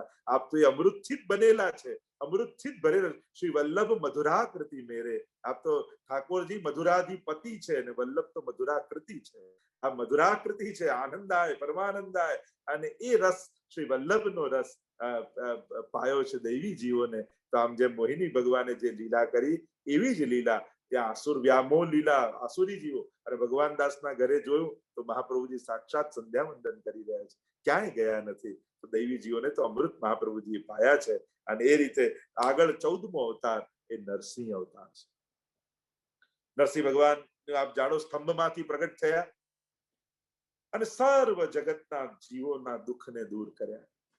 હિરણ્યકશિપુને મારીને અને નિજ ભક્ત પોતાના અત્યંત પ્રિય નિજ ભક્ત એવા પ્રહલાદની રક્ષા કરી છે. તો એમ જ જો આપણે ચરિત્રની સમાનતા કરી તો મહાપ્રભુજી પણ જે પેલા ધગધગતા થાંભલામાંથી નરસિંહ ભગવાન પ્રગટ થયા ને, તો મહાપ્રભુજી પણ અગ્નિકુંડમાંથી પ્રગટ થયા. જેમ ચારે બાજુ અગ્નિ છે અને અગ્નિકુંડમાંથી પ્રાગટ્ય આપણે મહાપ્રભુજીનું માનીએ છીએ, તો ત્યાં જેમ નરસિંહ ભગવાનનું પ્રાગટ્ય છે એમ અમારા શ્રી વલ્લભ પણ અગ્નિમાંથી પ્રગટેલા છે. આગળ કહ્યું કે જ્યારે બધાના કલ્યાણ માટે, બધાના અજ્ઞાનનો નાશ કરવા માટે, તો જે માયાવાદ રૂપ અસુર હતો એને પોતાના વેદ રૂપી વેદના પ્રમાણ રૂપ નખથી ચીરી નાખ્યો. એમ કહ્યું કે જાણે હિરણ્યકશ્યપને ખોળામાં લીધો અને એને નખથી ચીરી નાખ્યો. તો અહીંયા મહાપ્રભુજી પણ અહીંયા હિરણ્યકશ્યપુ કોણ હતો, અહીંયા અસુર કોણ હતો, કે આસુરી માયાવાદ, લોકોને માયા તરફ લઈ જનારો જે વાદ છે એ જ હિરણ્યકશ્યપુ છે. તો મહાપ્રભુજી એને પણ ગોદમાં લઈ અને વેદના પ્રમાણથી, એ પત્રાવલંબન ગ્રંથ હોય, એ અણુભાષ્ય હોય, એ તત્વાદી નિબંધ હોય, એવા નખોથી લઈ અને એને નખન વિદાર્યો અને એનાથી વિદારીને એનો ઉદ્ધાર કરી દીધો, એનો નાશ કરી અને પોતાના નિજ ભક્તોને શ્રી મહાપ્રભુજીએ રક્ષા કરી છે. કે શેનાથી રક્ષા કરી? તો કે કલયુગથી રક્ષા કરી. સર કલयुग में सब धर्म के द्वारे रोके आए, श्री वल्लभ खिड़की प्रेम की निकस जाए सोई जाए. કારણ કે રક્ષા સેનાથી, કારણ કે કલિકાલ તમશ્ચન્ન દષ્ટિત્વા વિદુષામપી સંપ્રત્ય વિષયસ્તસ્ય મહાત્મ્યમ સમભૂત ભુવિ. વિદ્વાનોની પણ બુદ્ધિ જ્યાં કલિકાલે ગ્રસિત કરી લીધી છે, તો એવા સમયે શ્રી વલ્લભે પ્રભુના અને નિજ સ્વરૂપનું જ્ઞાન કરાવી અને ભક્તોના ભાવની રક્ષા કરી છે. જેમ ભગવાને પ્રહલાદની રક્ષા કરી, એ રીતે જ અમારા મહાપ્રભુજીએ પોતાના જેટલા નિજ ભક્તો, આ દૈવી ભક્તો હતા, એમની રક્ષા કરી છે. આગળ 15મો અવતાર એ શ્રી વામન ભગવાન છે. શ્રી વામન ભગવાનના ચરિત્રમાં આપ જાણો છો, જ્યારે પ્રગટ થયા ત્યારે સમસ્ત દેવતાઓના સમૂહ આવીને સ્તુતિ કરી. કોઈએ કમંડલ આપ્યું, કોઈએ હાગ આપ્યું, કોઈ બધા સ્તુતિ કરી. આયે દેવ વિમાનન ચઢ ચઢ, આયે દેવ વિમાનન ચઢ. શ્રી મહાપ્રભુજી પણ પ્રગટ થયા તો બધા દેવતાઓએ આવીને પુષ્પ વર્ષા કરી, સ્તુતિ કરી. આયે દેવ વિમાનન ચઢ ચઢ. બધાએ કોઈ કોઈ ઉપકાર આપ્યા છે. અને જેમ કશ્યપ ઋષિ અને એમને ત્યાં પ્રગટ થયા અને ભિક્ષા લેવા માટે બલિને ત્યાં પધાર્યા, બલિનું સર્વસ્વ લઈ લીધું, વિરાટ રૂપ થયા અને એનું આત્મનિવેદન સિદ્ધ કરાવ્યું. એમ જ શ્રી મહાપ્રભુજી પણ જેમ કશ્યપ ઋષિને ત્યાં પ્રગટ થયા છે વામન ભગવાન, એમ મહાપ્રભુજી લક્ષ્મણ ભટ્ટજીને ત્યાં પ્રગટ થયા છે. એમને પણ ઋષિ રૂપા છે અને વસુદેવ રૂપા એમને કયા છે. શુદ્ધ સત્વ જ્યો શ્રી વસુદેવ, મૂળ પુરુષમાં કહ્યું ને કે કેવા લક્ષ્મણ ભટ્ટજી છે, તો કે શુદ્ધ સત્વ જ્યો વસુદેવ, વસુદેવજી જેવા છે. તેમને ત્યાં પ્રગટ થયા અને ભિક્ષા લેવા માટે જેમ પધાર્યા બલિરાજાને ત્યાં, અને બલિરાજાનું સર્વસ્વ લઈ અને એનું આત્મનિવેદન સિદ્ધ કર્યું, એમ મહાપ્રભુજી પણ જ્યાં જ્યાં પધારે છે ત્યાં દૈવી જીવોને શરણે લે છે. એટલે ત્યાં જેમ બલિરાજે સર્વસ્વનું સમર્પણ કરી દીધું, તો અહીંયા મહાપ્રભુજી પણ સર્વસ્વ લઈ, મહાપ્રભુજી પણ સર્વસ્વનું આત્મનિવેદન જીવનું ઠાકોરજીમાં કરાવી દે છે. બ્રહ્મ સંબંધ આપે એટલે જીવ કહે કે અરે મારું બધું નહીં, હું પણ ભગવાનનો છું. એ કૃષ્ણ ઉતારો છે. દેહ, પુત્ર, ઘર બાર, આલોક પરલોક, બધું અંતઃકરણ, મન, બુદ્ધિ, ચિત્ત, અહંકાર, બધું જ સર્વસ્વનું સમર્પણ છે. જેમ બલિરાજાનું થયું એમ મહાપ્રભુજી પણ બધાનું સમર્પણ કરાવીને સ્વીકાર કરે છે. અને શ્રી વામન ભગવાન જેમ વિરાટ બની ગયા અને આત્મનિવેદન સિદ્ધ કરાવ્યું, એમ અહીંયા મહાપ્રભુજી પણ સર્વ ભક્તોનું આત્મનિવેદન સિદ્ધ કરાવી અને એમને શરણે લઈને પ્રમાણ આપ્યું કૃષ્ણદેવરાયનું. કૃષ્ણદેવરાયને ત્યાં પધાર્યા અને કૃષ્ણદેવ જેમ રાજાને ત્યાં ગયા હતા ને બલિને ત્યાં વામન ભગવાન, એમ મહાપ્રભુજી પણ કેવા પધાર્યા છે ત્યાં. મૂળ પુરુષમાં તો કેટલું અદ્ભુત વર્ણન કરે. રવિ કે ઉદય કિરણ જેવો બાડી, તૈસે સભાપાત ઉઠી ઠાડી. અને એવા બાલ વલ્લભ 11 વર્ષની આયુ છે ને એવું દૈદીપ્યમાન તેજ છે, માનો સાક્ષાત સૂર્ય મનુષ્ય દેહ ધારણ કરીને સભામાં જયારે પ્રવેશ કરે છે અને બધાને ખબર ન પડી કે ક્યારે ઉભા થઈ ગયા. આપનો પ્રભાવ એવો હતો કે સહજમાં બધા ઉભા થઈ ગયા સ્વાગત કરવા માટે. અને ત્યાં સભામાં બધાને પરાસ્ત કરી કૃષ્ણદેવ રાય પોતાનું સર્વસ્વ સમર્પણ કર્યું. અને કૃષ્ણદેવ રાયને શરણે લીધા અને આત્મનિવેદન કરાવ્યું. જેમ બલિરાજા ઉપર વામન ભગવાને કૃપા કરી હતી એમ કૃષ્ણદેવ પર શ્રી વલ્લભે કૃપા કરી છે અને સકલ જીવોને આત્મનિવેદન કરાવી સર્વસ્વનું સમર્પણ કરાવ્યું છે. તો આ રીતે વામન ભગવાન સાથે શ્રી મહાપ્રભુજીના ચરિત્રની સમાનતા. આગળ 16મો અવતાર શ્રી પરશુરામજી છે. પરશુરામજી જેમ બ્રાહ્મણ દ્રોહ કરનારા જેટલા ક્ષત્રિયો હતા એને 21 વાર પરશુરામજીએ પરશુથી મારીને સમાપ્ત કર્યા. એમ શ્રી મહાપ્રભુજીએ પણ શાસ્ત્ર દ્રોહ કરનારા જે કોઈ પણ આસુરી જીવો હતા એમને અનેક સ્થાન પર જઈ કે જે વેદનો વિરોધ કરનારા હતા, બ્રાહ્મણોનો વિરોધ કરનારા હતા, શાસ્ત્રોનો વિરોધ કરનારા હતા, તો મહાપ્રભુજીએ પણ કયું ફરસું લીધું છે તો કે આપની વાણીનું, આપની વિદ્વત્તાનું, આપના શાસ્ત્રોના પ્રમાણનું, અને એ ફરસું લઈ જ્યાં જ્યાં આવા આસુરી અને અજ્ઞાની હતા, પોતાને પંડિત માનતા હતા, એ બધાને શાસ્ત્ર પ્રમાણથી પરાસ્ત કરી. જો ને આપણે તો પેલો પ્રસંગ આવે છે ને ઘટ સરસ્વતીનો, સરસ્વતીજીને વશ કરી રાખ્યા હતા. તો બધી વખતે બોલ્યા પણ આ વખતે મહાપ્રભુજી સામે શાસ્ત્રાર્થમાં ન બોલ્યા. એવું આપ કેમ ન બોલ્યા? તો કે બાકી બધા તો મારા દીકરા છે, પણ પતિ સામે બેઠા હોય તો મારાથી કેમ બોલાય? શ્રી વલ્લભની સામે હું કેમ બોલું? એ તો વાક પતિ છે, વાક પતે નમઃ. શ્રી મહાપ્રભુજી વાણીના નાથ છે. તો આમ પરશુરામજી સાથે સમાનતા કરી. 17મો અવતાર એ શ્રી વ્યાસજીનો અવતાર છે. વ્યાસજી જે કલિગ્રસ્ત જીવો હતા એમના પર કરુણા કરી વ્યાસજીએ કેવી કૃપા કરી, વેદોના વિભાગ કર્યા, મહાભારત જેવો ગ્રંથ રચ્યો, 17 પુરાણો અને છેલ્લે તો શ્રીમદ ભાગવતનું પ્રાગટ્ય વ્યાસજી દ્વારા કરી અને સકલ જીવો, કેવો પણ જીવ ન હોય, પતિતમાં પતિત જીવ હોય, પ્રેત હોય છતાં એનો ઉદ્ધાર થઈ શકે. તો હતિત પતિતનું પ્રગટ જુઓ તમે ડાણ. વલ્લભાખ્યાનમાં પણ કહ્યું છે ને કે કેવા કેવા પ્રેત, કેવલ મહાપ્રભુજીનો ઉપરણો અને એને છાંટ્યો અને એમાંથી છીટા ઉડ્યા તોય પ્રેતીઓની દૂર થઈ ગઈ. તો જેને શ્રી વલ્લભના દર્શન થયા હોય એનો જન્મારો સુધરી જાય એમાં ક્યાં શંકા છે? જેમના વસ્ત્રોના છાંટા એ પ્રેત યોનીથી મુક્ત કરી દેતા હોય, તો જેને સાક્ષાત ચરણોના સ્પર્શ મળ્યા હોય એને પછી ક્યાં વિચારવાનું રહે? તો જેમ વ્યાસજી આ બધું કર્યું એમ મહાપ્રભુજીએ પણ જે આસુરા ભાવથી ગ્રસિત જીવો હતા એમના ઉદ્ધાર માટે શ્રી મહાપ્રભુજીએ બ્રહ્મ સંબંધ મંત્ર પ્રગટ કર્યો. જેમ સમાધિમાં વ્યાસજી બિરાજમાન હતા અને એમને ભાગવતજીનું દર્શન થયું, નારદજી આવીને કહ્યું પ્રભુની એ વાણી અને સમાધિમાં દર્શન થયા, એમ જ શ્રી મહાપ્રભુજી પર રાતના સમયે ચિંતિત, જેમ શોકમગ્ન વ્યાસજી હતા એમ શ્રી મહાપ્રભુજી પણ એક સમયે ચિંતા ચિત આઈ, દૈવી કિહિમિદ જાની ન જાઈ, આસુરી સો મિલી રહત સદાઈ, ભિન્ન હોય સો કોન ઉપાય, શ્રાવણ શ્યામલે પક્ષે એકાદશ્યામ મહાનિશી, સાક્ષાત ભગવતા પ્રોક્તમ તદક્ષર સ ઉચ્યતે. ભગવતા પ્રોક્તમ ભાગવતમ, એ ભાગવત ભગવાને ત્યાં કહ્યું છે. અને અહીંયા બ્રહ્મ સંબંધ મંત્રનો ઉપદેશ શ્રી મહાપ્રભુજીને આપ્યો છે અને મહાપ્રભુજી એના દ્વારા સકલ જીવોનો ઉદ્ધાર કર્યો. જેમ ભાગવતજીએ સકલ જીવોનો ઉદ્ધાર કર્યા એમ શ્રી મહાપ્રભુજીએ પણ બ્રહ્મ સંબંધ દ્વારા સકલ જીવોને શરણાગત કર્યા. તત્વાદિ નિબંધ, અણુભાષ્ય, સુબોધનિધિ આદિ અનેક શાસ્ત્રો, જેમ વ્યાસજી અનેક શાસ્ત્રો પ્રગટ કર્યા, વેદોના વિભાગ કર્યા, મહાભારત 17 પુરાણ આદિ રચ્યા, એમ શ્રી મહાપ્રભુજીએ પણ આ બધા અનેક ગ્રંથો પ્રગટ કરી અને દૈવી જીવોના ઉદ્ધારનો માર્ગ પ્રશસ્ત કર્યો છે. તો જેમ વ્યાસજીએ કૃપા કરી તો એવા વ્યાસજી શ્રી વલ્લભની ભીતર બિરાજે છે અને શ્રી મહાપ્રભુજી પણ એ જ કાર્ય કર્યું છે. આગળ 18મો અવતાર એ શ્રી ભગવાન રામચંદ્રનો છે. એમના ચરિત્ર સાથે તો ઘણી બધી સમાનતા કરી શકાય છે, ઘણી બધી ચરિત્રની ચર્ચાઓ થઈ શકે, પણ શ્રી હરિરાય મહાપ્રભુજી જયારે ચિંતન કરે છે ત્યારે ખાસ એક ઘટનાને યાદ કરે છે, એ છે સેતુબંધ.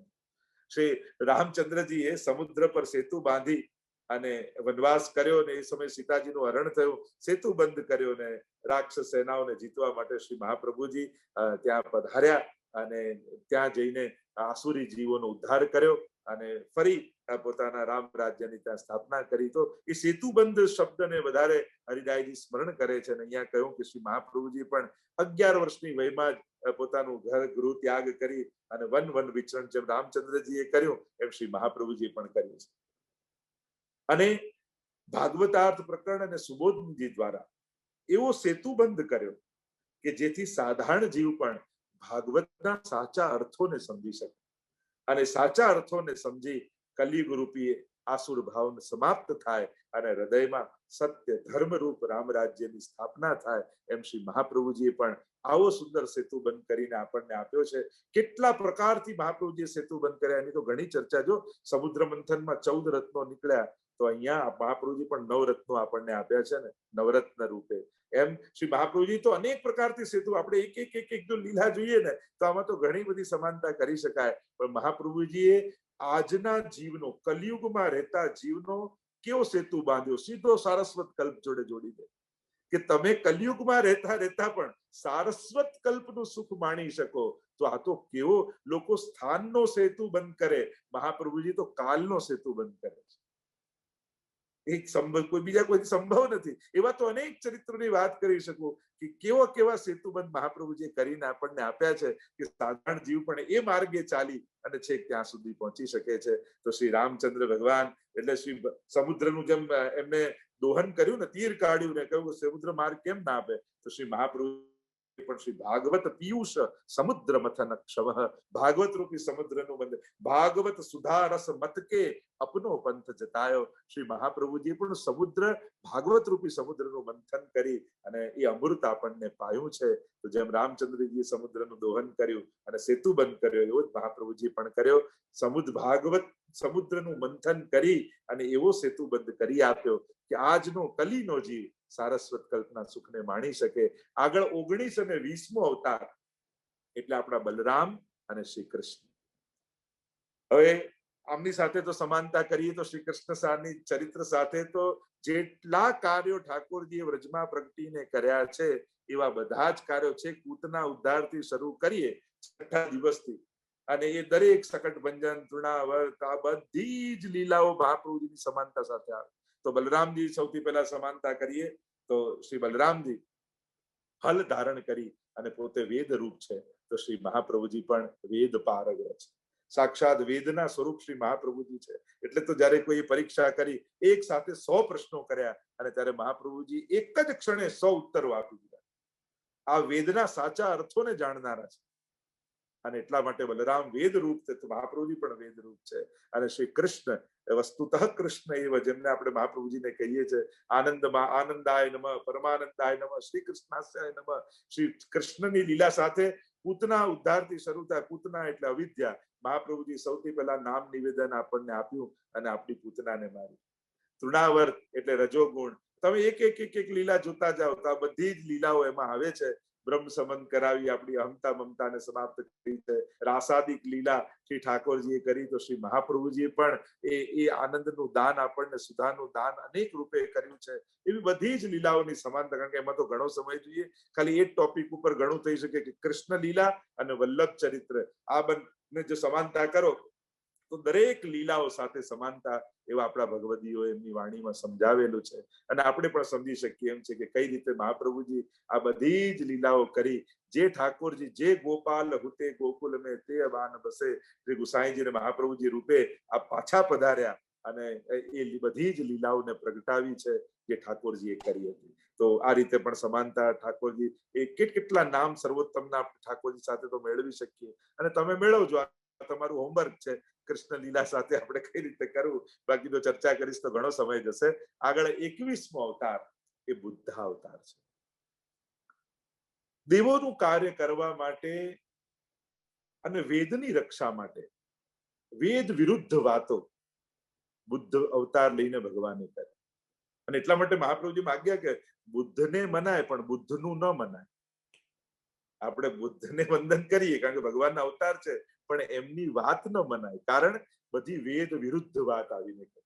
કારણ કે જયારે યજ્ઞોમાં ખૂબ હિંસા આદિ થવા લાગી અને વેદના વિપરીત અર્થો કરવા લાગ્યા, ત્યારે ભગવાન જ બુદ્ધ રૂપે પ્રગટ થઈ અને આ યજ્ઞ આદિ કર્મોને બંધ કરાવ્યા.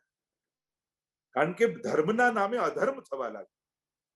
અને એટલા માટે લોકો ખબર નહીં ક્યાંથી ગોતી લાયા ફેંગ સુઈમાં કે એમાં કે બુદ્ધા રાખવા જોઈએ, નાફિક બુદ્ધા રાખવા જોઈએ. અરે એ તો વિરક્ત છે, જે હશે એ બધું જતું રહેશે.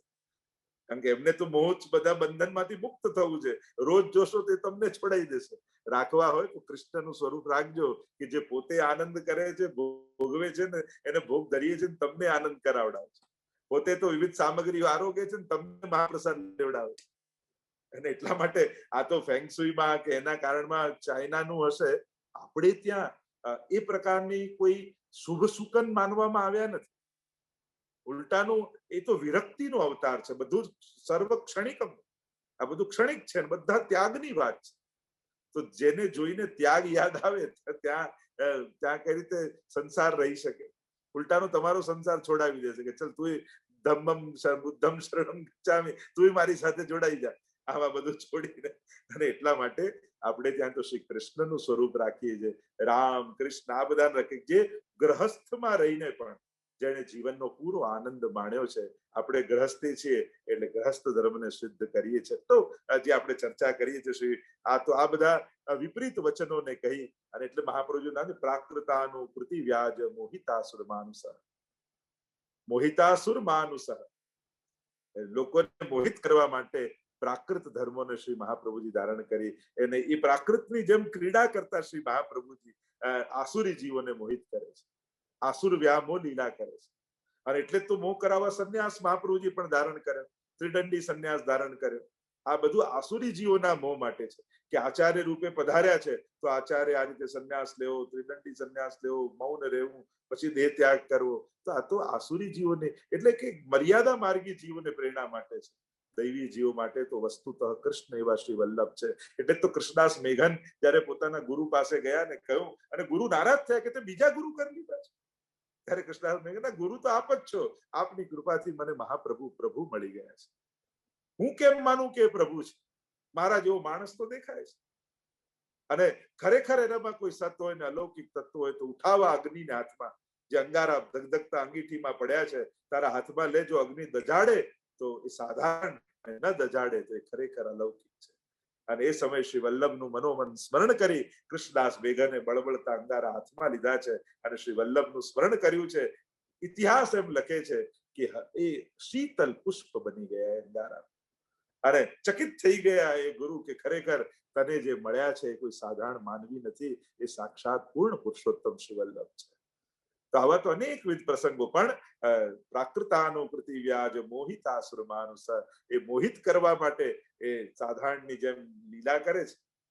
અનેક પ્રકારની એવી લીલાઓ દેખાશે. ગ્રસ્તાશ્રમમાં એમને બાળક થયા, વિવાહ કરાવ્યા, આ કરાવ્યા. તમને લાગે કે સાધારણ વ્યક્તિ બી આવું કરે છે? આ તો આસુરી જીવોના મોહ માટે, મર્યાદા જીવનને બતાવવા માટે છે, એક આચાર્યોચિત જીવનને. પણ આપણું મૂળ સ્વરૂપ તો મધુરા કરતી મેરે રસ સ્વરૂપ, રોમ રોમ રસ છલકે શ્રી વલ્લભ, જો હે યા રસ કે અધિકારી, ભરત સમારે હલકે. એવા શ્રી વલ્લભના સ્વરૂપ છે. તો આગળ આ 21મો અવતાર એ બુદ્ધ ભગવાનનો છે. અને જે રીતે બુદ્ધ ભગવાને મોહિત કર્યા એમ મહાપ્રભુજી પણ આસુરી જીવોને મોહિત કરે છે. 22મો અવતાર શ્રી કલ્કી ભગવાન છે. એટલે પેલા બે ના 22 એટલે 24 થયા. કલ્કી ભગવાનનો અવતાર છે. જેમ કલ્કી ભગવાનના ચરિત્રમાં એમાં આવે છે કે અશ્વ પર સવાર થઈને જ્યાં કલયુગનો નાશ કરવા માટે તલવાર લઈને નીકળશે અને પુનઃ સત્ય યુગની સ્થાપના થશે. એ પ્રકારે કલ્કી ભગવાન પોતે પ્રગટ થઈ અને આ રીતે ભક્તિ માર્ગનો પ્રકાશ કરશે, ભક્તિની સ્થાપના થશે, સત્યની સ્થાપના થશે. તો શ્રી મહાપ્રભુજીએ પણ કૃપા કરી કલ્કી ભગવાન જેમ નીકળશે, થનારો અવતાર છે, પણ એની પણ સમાનતા કરી છે કે આ રીતે ભક્તિની સ્થાપના, સત્યની સ્થાપના થશે. એમ મહાપ્રભુજીએ પણ કહ્યું છે, સર્વ માર્ગેષુ નષ્ટેષુ કલૌ ચ ખલ ધર્મિણી પાષંડ પ્રચુરે લોકે કૃષ્ણ એવ ગતિર્મમ. જ્યારે સર્વ માર્ગો સમાપ્ત થઈ ગયા હતા, કોઈ રસ્તો નહોતો, અને એવા સમયે એ વલ્લભ ખીડકી પ્રેમ કી નિકસ જાય સોઈ જાય. શ્રી મહાપ્રભુજી પોતે ઘર ઘર જઈને પધાર્યા છે, ખુલ્લા ચરણારવિંદથી પધાર્યા છે. અને જ્યાં જ્યાં અંધશ્રદ્ધા હતી, સકામ ભક્તિ હતી, વિપરીત બુદ્ધિ હતી, એ બધાને સમાપ્ત કરી અને ત્યાં ત્યાં ભક્તિ માર્ગનો ઝંડો મહાપ્રભુજીએ ફરકાવ્યો. એ તમે આપણે કોઈ બહુલાવનની ગાયનો પ્રસંગ લો, ત્યાં પેલા કહ્યું કે આ પૂરતી પૂજા ન થઈ શકે અને પથ્થરની ગાયને પોતાના હાથે ખવડાવીને ધર્મની સ્થાપના કરી. એવા અનેક અનેક પ્રસંગો. પેલો યંત્ર લગાવી દીધો હતું તો દાઢી કપાઈને ચોટી લાય, ચોટી કપાઈને દાઢી ઉગી જાય. મહાપ્રભુજીએ પાછા દિલ્હી દરવાજામાં એવું યંત્ર લગાડ્યું કે દાઢી કપાઈને ચોટી ઉગી જાય અને પાછી ધર્મની સ્થાપના. જ્યાં જ્યાં આવા કલયુગના પ્રભાવ દેખાયા ત્યાં ત્યાં મહાપ્રભુજી પધાર્યા, કલયુગનો નિરાસ્ત કર્યો અને પુનઃ ભક્તિ માર્ગની સ્થાપના શ્રી મહાપ્રભુજીએ કરી છે. ભક્તિ કા ડંકા ભારત में बजवाया, श्री महाप्रभुजी ने पुष्टि का झंडा आलम में फरकाया. श्री મહાપ્રભુજી પુષ્ટિ કા ઝંડા, જો ના વૈષ્ણવ સંઘનો સિમ્બોલ જ તમે જો ના પુષ્ટિ ધ્વજ છે. તો આલમને આખા અમેરિકાના 50 સ્ટેટમાં વૈષ્ણવ સંઘ દ્વારા પુષ્ટિનો ઝંડો ફરકાય. જે મહાપ્રભુજીએ કાર્ય કર્યું છે, આપણે તો હંમેશા કહું, મહાપ્રભુજીની સંસ્થામાં કામ કરવું એટલે મહાપ્રભુજીની પાછળ પાછળ 4 ડગલા ચાલવાનું પુણ્ય. એ સમય તો આપણને લાભ નતો મળ્યો, પણ આજે મહાપ્રભુજી આપણને અવસર આપ્યો છે કે શ્રી વલ્લભ એમના કાર્યોમાં, એમની ભક્તિમાં વસે છે, અને એમના ભક્તિનું જ્યારે કાર્ય આપણે કરીએ તો આપણે બસ એ જ ભાવ રાખવો, હું નથી જઈ રહ્યો, આગળ આગળ મહાપ્રભુજી જઈ રહ્યા છે, અમે તો બસ એમના ચરણમાંથી ઉડતી રજ અને એમાં સ્નાન કરતા કરતા એમની પાછળ પાછળ અનુસરણ કરી રહ્યા છે, અને એ લાભ અમને મળી રહ્યો છે. થાક લાગે તો એનો પણ સૌભાગ્ય માનજો કે વલ્લભ માટે થાક્યો. ક્યાંક કોઈ પણ પ્રકારનો શ્રમ પડે તો આ શ્રમ મારો સેવા છે, શ્રમ નથી, શ્રી વલ્લભ માટે હું દોડ્યો છું, એ વાતનો આનંદ જીવનમાં આવશે ને તો એ ખુશી કંઈક જુદી જ હશે. એ થાકવાનો કોઈક આનંદ હશે, એ ઘસાવામાં પણ ચંદન જેવું ઘસાવું હશે કે એની વૈષ્ણવતાની મહેક ઉડશે. અને એ રીતે મહાપ્રભુની સાથે તો કલ્કી ભગવાન જે રીતે સર્વ આસુરાવેશનો નાશ કરી, અને એટલે જ તમો અઘોગ તમસા વૃતમ કલિભુજંગ માસાદિતમ જગદ વિષય સાગરે પતિતમ સ્વધર્મે રતમ યદિ ક્ષણ સુધા નિધિ સમુદિતો નુકંપા મૃતાત અમૃત્યુમ કરો ક્ષણા અર્ણમસ્તુ મે તત્પદમ. સપ્ત શ્લોકીમાં જેમ ગુસાઈજી કહ્યું, અઘોગ તમસા વૃતમ કલિભુજંગ, કલિયુગ રૂપી ભુજંગે બધાને ગ્રસિત કર્યા છે, પણ શ્રી વલ્લભના ચરણોમાંથી નીકળતું એ પવિત્ર જલ, એ તેજ એમના નખચંદ્રમાંથી, અને એનો પ્રકાશ આપણા જન્મ જન્માંતરના તિમિરોને સમાપ્ત કરનારો છે.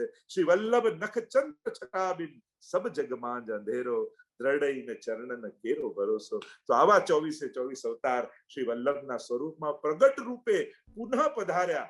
વસ્તુતઃ કૃષ્ણ એવ, એ પૂર્ણ પુરુષોત્તમ શ્રી કૃષ્ણ, જેના એતે ચાંસ કલા પુંસ કૃષ્ણસ્તુ ભગવાન સ્વયં. જે ભાગવતજીમાં કહ્યું કે બાકી બધા તો અંશ કલા આવેશ આદિ અવતાર, અને સ્વયં કૃષ્ણ પોતે ભગવાન પોતે છે, જે આ બધા અવતાર લઈને આવે છે. તો વસ્તુતઃ કૃષ્ણ એવ એમ કહીને ગુસાઈજી મહાપ્રભુજીને કહ્યું કે આ પોતે કૃષ્ણ છે, જે આ બધા અવતાર લઈને પધાર્યા હતા, અને એટલા માટે પોતાના ચરિત્રમાં પાછા આ 24 અવતારનો અનુભવ દેવીજીઓને એમણે કરાવ્યો છે. અને એટલા માટે કોઈ પણ જયંતિ આવે ને ત્યારે મહાપ્રભુજીના દર્શન કરજો ભાવથી, અને એમના એ ગુણોને યાદ કરજો, તો શ્રી વલ્લભની અંદર જ તમને એ અવતારના દર્શન ચોક્કસ થશે. તો આપણે ત્યાં તો બધા અને એવા દર્શન કરાયા પણ છે. આગળ તમે જુઓ તો રામ જયારે તુલસીદાસજી આવ્યા તો ગુસાઈજી કહ્યું અમારા પંચમલાલજીના દર્શન કરો, અને એમના વહુજીના તો રામચંદ્ર અને જાનકી વહુજી ભગવાન રામ અને સીતાની જેમ દર્શન આપે. તો આ બધું ત્યાં વિદ્યમાન છે, પ્રગટ છે. પણ હરિરાયજી જેવા મહાપુરુષ, એવા આચાર્યો આપણને જયારે દ્રષ્ટિ આપે ત્યારે અજ્ઞાન તિમિરાન દસ્ત આપણી અજ્ઞાન જાય, અને એ દ્રષ્ટિ જે આચાર્યોની દ્રષ્ટિ છે, એ દૈવી દ્રષ્ટિ આપણને મળે, તો આવા ભગવત દર્શન આપણને વલ્લભના સ્વરૂપમાં થાય. તો આજે શ્રી હરિરાય મહાપ્રભુજીએ આપણને વલ્લભના સ્વરૂપની 24 અવતારો સાથે સામ્યતાના દર્શન કરાવ્યા. સમય પણ ઘણો થઈ ગયો છે. પુનઃ મારી શુભકામના આશીર્વાદ પાઠવું છું. અને જે વાત કરી પૂર્વમાં, નેશનલ સત્સંગ દર એકાદશીએ વૈષ્ણવ સંઘનો ચાલશે, જેમાં બધા જ લોકો જોડાઈ શકશે. પાઠ શીખવાડવામાં આવશે, કીર્તનો ગાન થશે, સાથે સાથે 2-3 ટોપિક ઉપર જેમાં પુષ્ટિ માર્ગનું કંઈક નોલેજ મળે એવા પ્રકારના લેક્ચર એમાં થશે.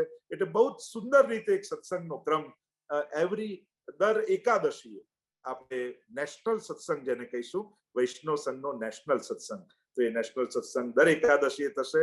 તો અચૂક એમાં હાજર રહેજો, જેથી એકાદશી પણ આપણી સારી જાય, સાથે સાથે પુષ્ટિ માર્ગની 4 વસ્તુ શીખવા પણ મળે.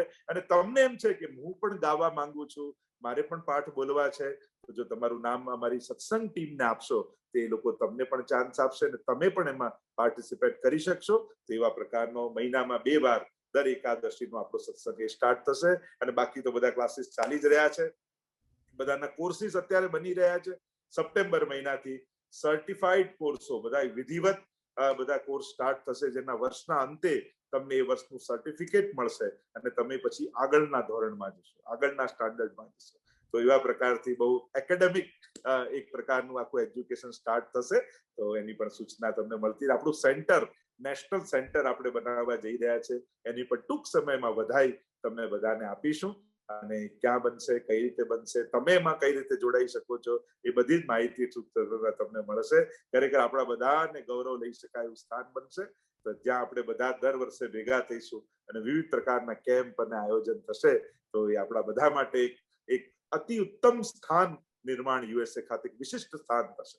તો મારી પ્રસન્નતા, મારા આશીર્વાદ અને ફરી જલ્દી આપણી મુલાકાત મને લાગે જુલાઈમાં 2-3 વાર મળવાનું થશે વચનામૃતમાં.